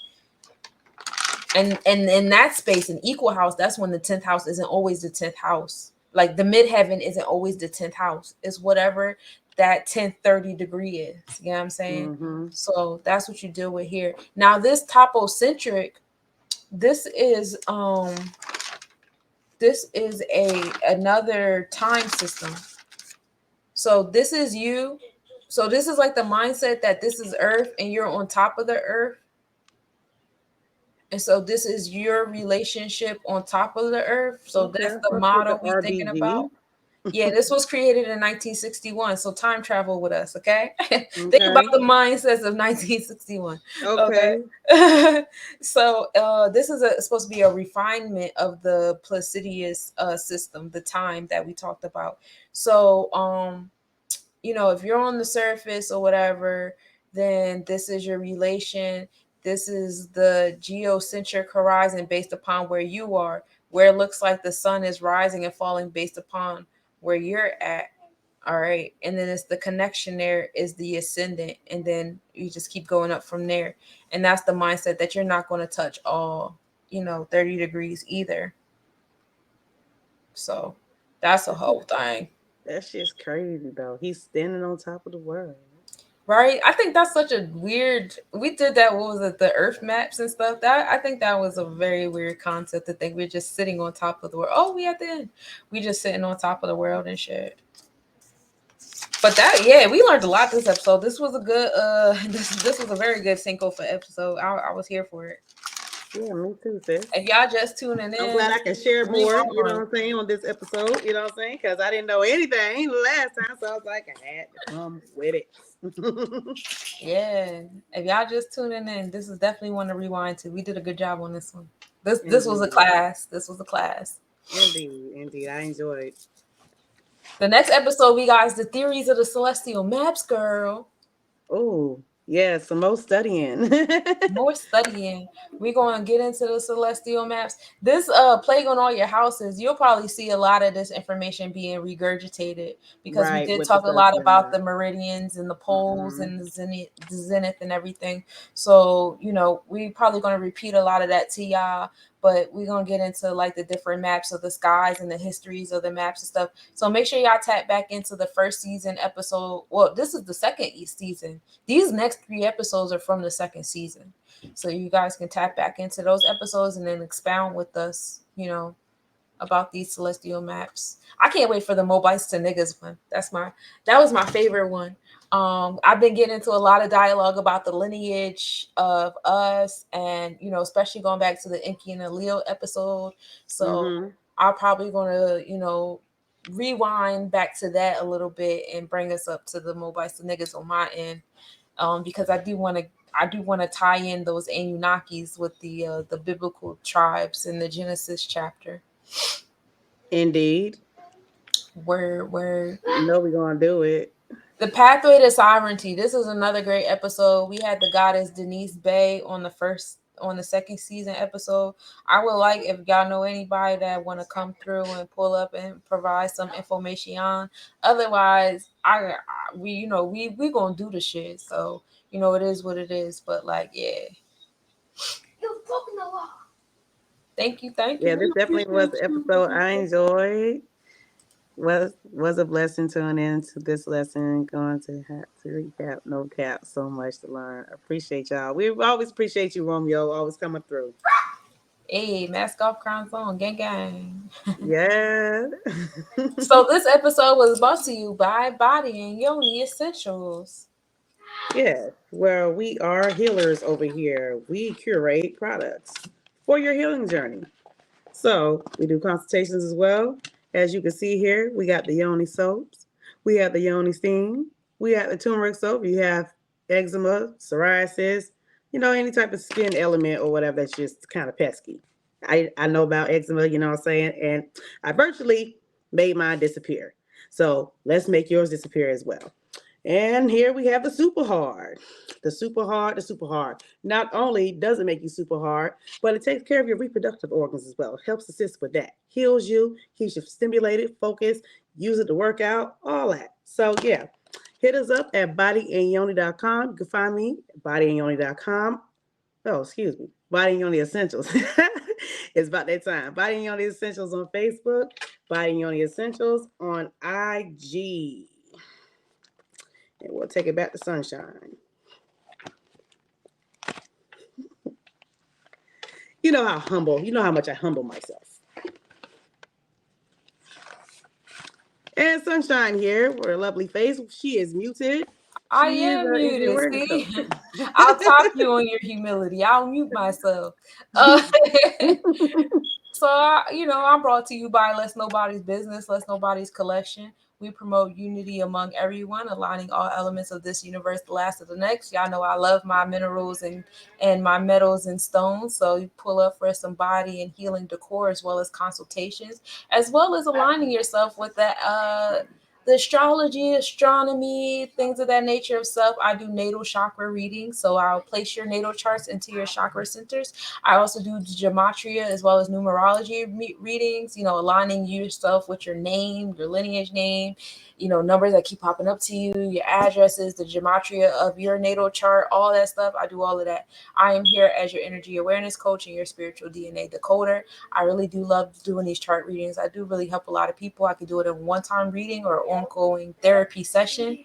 And y'all know we come through with the knowledge. So if you subscribe to my page, Let's Nobody's on YouTube, we have the astrological, astronomical updates. We post those daily. On top of the fact that I do the daily affirmations up there, y'all like to hear some bars.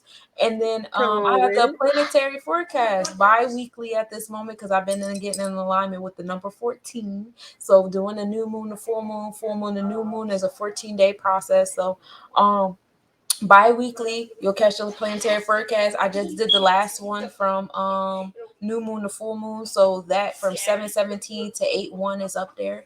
Y'all can check that join out. What else we got going on? We got the Cosmic Nobody's Convention, y'all. So if you're interested in being a panelist, We do have like 2 more performance slots left, y'all. They are going by fast. So, you know, if you don't drag your feet about performing, because I'm doing it's going away. And then we have lots and lots of vendor openings. So for my vendors, my workshop instructors pull up. We still have a couple more spots to being a panelist. This will be the season finale of Virgo Virgin Talk, the historic leaders of today. You know, what is a leader? Who are historic leaders and leaders of today? And how have we supported or failed them? And then how can we support them today? Because y'all know we love the call to action. We also got the flatter battle happening. I'm trying to bring forth a battle of the beats. So all my producers pull up. You know, y'all know I make the Organite Championship belts. And of course we got the main event, the Cosmic Nobodies Awards. As y'all know, these events cost money. So if you guys would like to donate to the cause, as we paid for the DJ and the venue and, you know, supplies and things like that, this is where you can donate those funds to keep the Cosmic Nobodies Convention going, as well as Virgo Virgin Talk presence within the Cosmic Nobodies Convention, all that fun stuff. And support the physical, the brick and mortar. Yes. Oh yeah, girl. We got a store coming, y'all. Brick and mortar. So Yes, help us. We got a store coming. I'm very excited about us being in the physical with the brick and mortar with the Body Yoni and the Less Nobodies, and we teaming up with the All Natural Corner Store. It's, you know, a nice balance of the elements happening in the space, and of course we're gonna have space for the events and teaching the courses and live tapings of Virgo Virgin Talk. So if y'all want to help support our expansion, this is the go-to space to do that. We appreciate y'all in advance. And I ended it on this slide. This was we're gonna end it with the cash app. yeah. End it with the cash app. Cash app us, let them know it's real. Let us know where the cash at. So that's what we got for y'all. But thank y'all for tuning in. This was another great episode. At 1:11 a.m. Give me about some time to get myself together. We're gonna come through with the Sunday service. Y'all know where we come to at the Sunday service at. We pull up over here, sis, because you know I had missed the episode or two. You know what I'm saying? I was like, where? I thought you was gonna post it on Facebook, and I was gonna. I'll be on YouTube. I know it'd be on Facebook too, but yeah, definitely YouTube is a place to be for the Sunday service. I'm out here. Okay, so right here on Less Nobodies. Okay. Yeah, and I just realized that this episode is not broadcasted on the Virgo Virgin Talk YouTube page. So it's all good. I gotta move this episode to Virgo's L, and that's easy peasy. I'll do that right now. All right, that's what's up. We thank you guys so much for tuning in. We love you, and peace.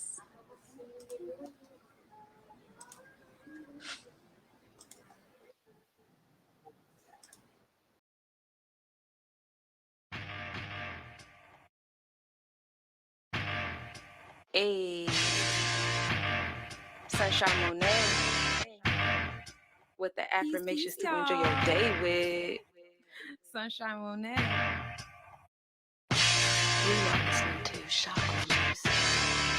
I came through with intentions of destruction. You said you wanted freedom, well it's me then that you wanted. I moved in gratitude as my soul was being summoned. The consciousness has returned, Christ is really coming. I make these flows for the souls of Tristan Indigo.